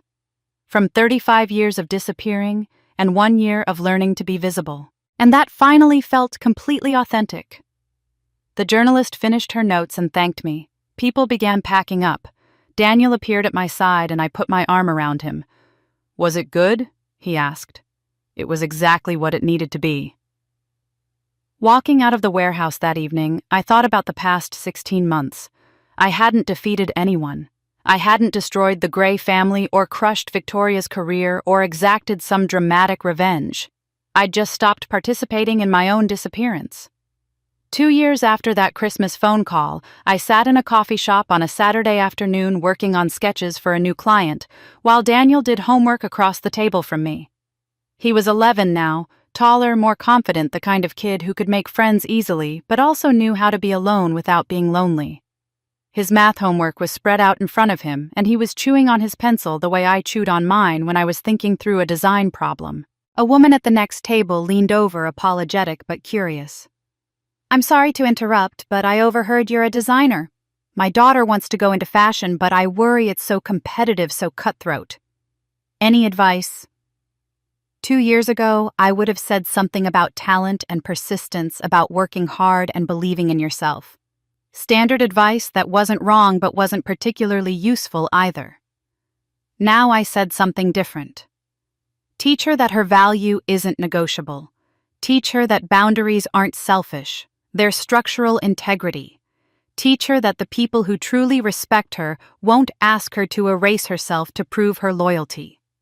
The woman looked surprised, clearly expecting something about portfolios and networking. But she pulled out her phone and started typing notes. That's not what I expected to hear, but it makes sense. Anything else? I smiled. Also teach her about fabric weights and color theory, but start with the boundaries. The technical skills are useless if she doesn't know how to protect herself while using them.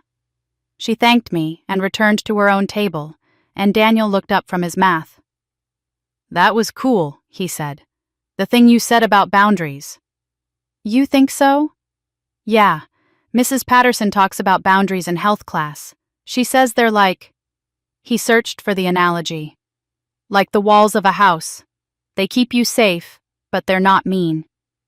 "That's exactly right," I said, and felt something warm settle in my chest. He was learning this at 11, not 35. That meant something. I thought about legacy a lot these days. Not the family legacy I'd been raised to serve, the gray name, the three-generation history, the carefully maintained image of American fashion royalty. But the legacy I was actually creating, the one that would outlast me, whether I intended it to or not. I used to believe legacy meant preserving something from the past, maintaining traditions, honoring what came before. The way my family talked about legacy, it was always backward-looking, protecting what had been built, carrying forward what had been established, never deviating from the path already laid. But I understood legacy differently now. Legacy wasn't what you preserved from the past. It was what you passed forward to the future. My grandmother's true legacy wasn't the Gray family brand or the archive at Parsons or the pieces in museum collections. It was the hours she spent teaching a lonely little girl to see beauty in fabric, to understand that creation was both technical skill and emotional truth. She'd given me a way of seeing the world, a vocabulary for expressing what couldn't be expressed in words, a craft that could hold both precision and emotion. That was what I'd received. And that was what I was passing to Daniel, not a career path or a company to inherit, but a way of being in the world that honored both your obligations to others and your sovereignty over yourself. The understanding that you could care deeply about people without sacrificing your own integrity to maintain their comfort. That love without boundaries wasn't love at all, it was just a different kind of destruction. On a Sunday morning a few weeks later, Daniel and I were making pancakes, our standing weekend tradition, when he asked a question I'd been expecting, but still wasn't quite prepared for. "Mom, do you think Aunt Victoria is a bad person?" I paused, spatula in hand, wanting to get this right. The easy answer would be yes or no, but neither would be true, and I'd promised myself I wouldn't give Daniel easy answers when complex ones were more honest. "No," I said carefully. "I think she's a hurt person who hurt other people. There's a difference." He thought about this while I flipped pancakes. "But you don't talk to her anymore. Does that make you a bad person?" "No," I said firmly. "It makes me a person with boundaries. You can love someone and still choose not to be around them if they can't treat you well. You can forgive someone without giving them another chance to hurt you. So you still love her. In a way, not the way I love you or Claire or the people who are actually in my life. But I don't hate her. I searched for words he'd understand. I love her from far away, where it's safe." Daniel nodded slowly, processing this. "So you can love someone from far away." "Exactly. Love doesn't require proximity. It doesn't require sacrifice. It doesn't mean you have to keep letting someone hurt you just because they're family. It just is." I realized, saying this out loud to my son, that I'd finally learned what I needed to know my whole life, that choosing yourself wasn't selfish. It was the foundation of every healthy relationship, including the one you had with yourself. That you couldn't truly love anyone else if you didn't first believe you were worth protecting. Daniel returned to his pancakes, the question answered to his satisfaction, and I stood at the stove thinking about the 35 years it took me to understand what he was learning at 11. I was born to save someone else, created deliberately scientifically for a specific purpose that I never chose and couldn't refuse. I spent 35 years believing that was my purpose, my identity, my unpayable debt to the universe. I thought saving Victoria's life when I was 2 years old meant I owed her everything forever, my body, my work, my silence, myself. Then I chose to save myself instead. And I discovered that was the only salvation that ever really mattered. My son will grow up knowing he was born to save no one but himself. He'll understand that his existence has inherent value, not conditional value based on what he can provide for others. He'll know that love shouldn't require self-erasure, that family shouldn't demand sacrifice, without consent, that no is a complete and valid sentence. That's the legacy I choose to leave. Not a fashion empire or a famous name or an archive in a museum, but a child who knows he matters exactly as he is without having to prove it by giving pieces of himself away. That's what freedom looks like. That's what I fought for. And that's what I'll protect for as long as I have breath in my body. Some people are born to save others. I've learned we're all born to save ourselves. And that's not selfish. It's survival. It's dignity. It's the only way love can ever really work. Jessica's story teaches us something powerful. Choosing yourself isn't selfish. It's survival. For too long, she believed that love meant sacrifice without boundaries, that family loyalty meant accepting mistreatment, that speaking up made her ungrateful. But she learned that some debts were never owed in the first place, and that breaking generational cycles of exploitation isn't cruelty, it's courage. Her greatest victory wasn't destroying her family's empire, but teaching her son that his worth isn't measured by what he sacrifices for others. Sometimes the most radical act of love is refusing to participate in your own erasure. If this story resonated with you, please subscribe and hit the notification bell so you never miss our next story. Leave a comment below. Have you ever had to choose yourself over family expectations? What did that cost you, and what did it give you? Share this video with someone who needs to hear that their boundaries matter. Thank you for listening.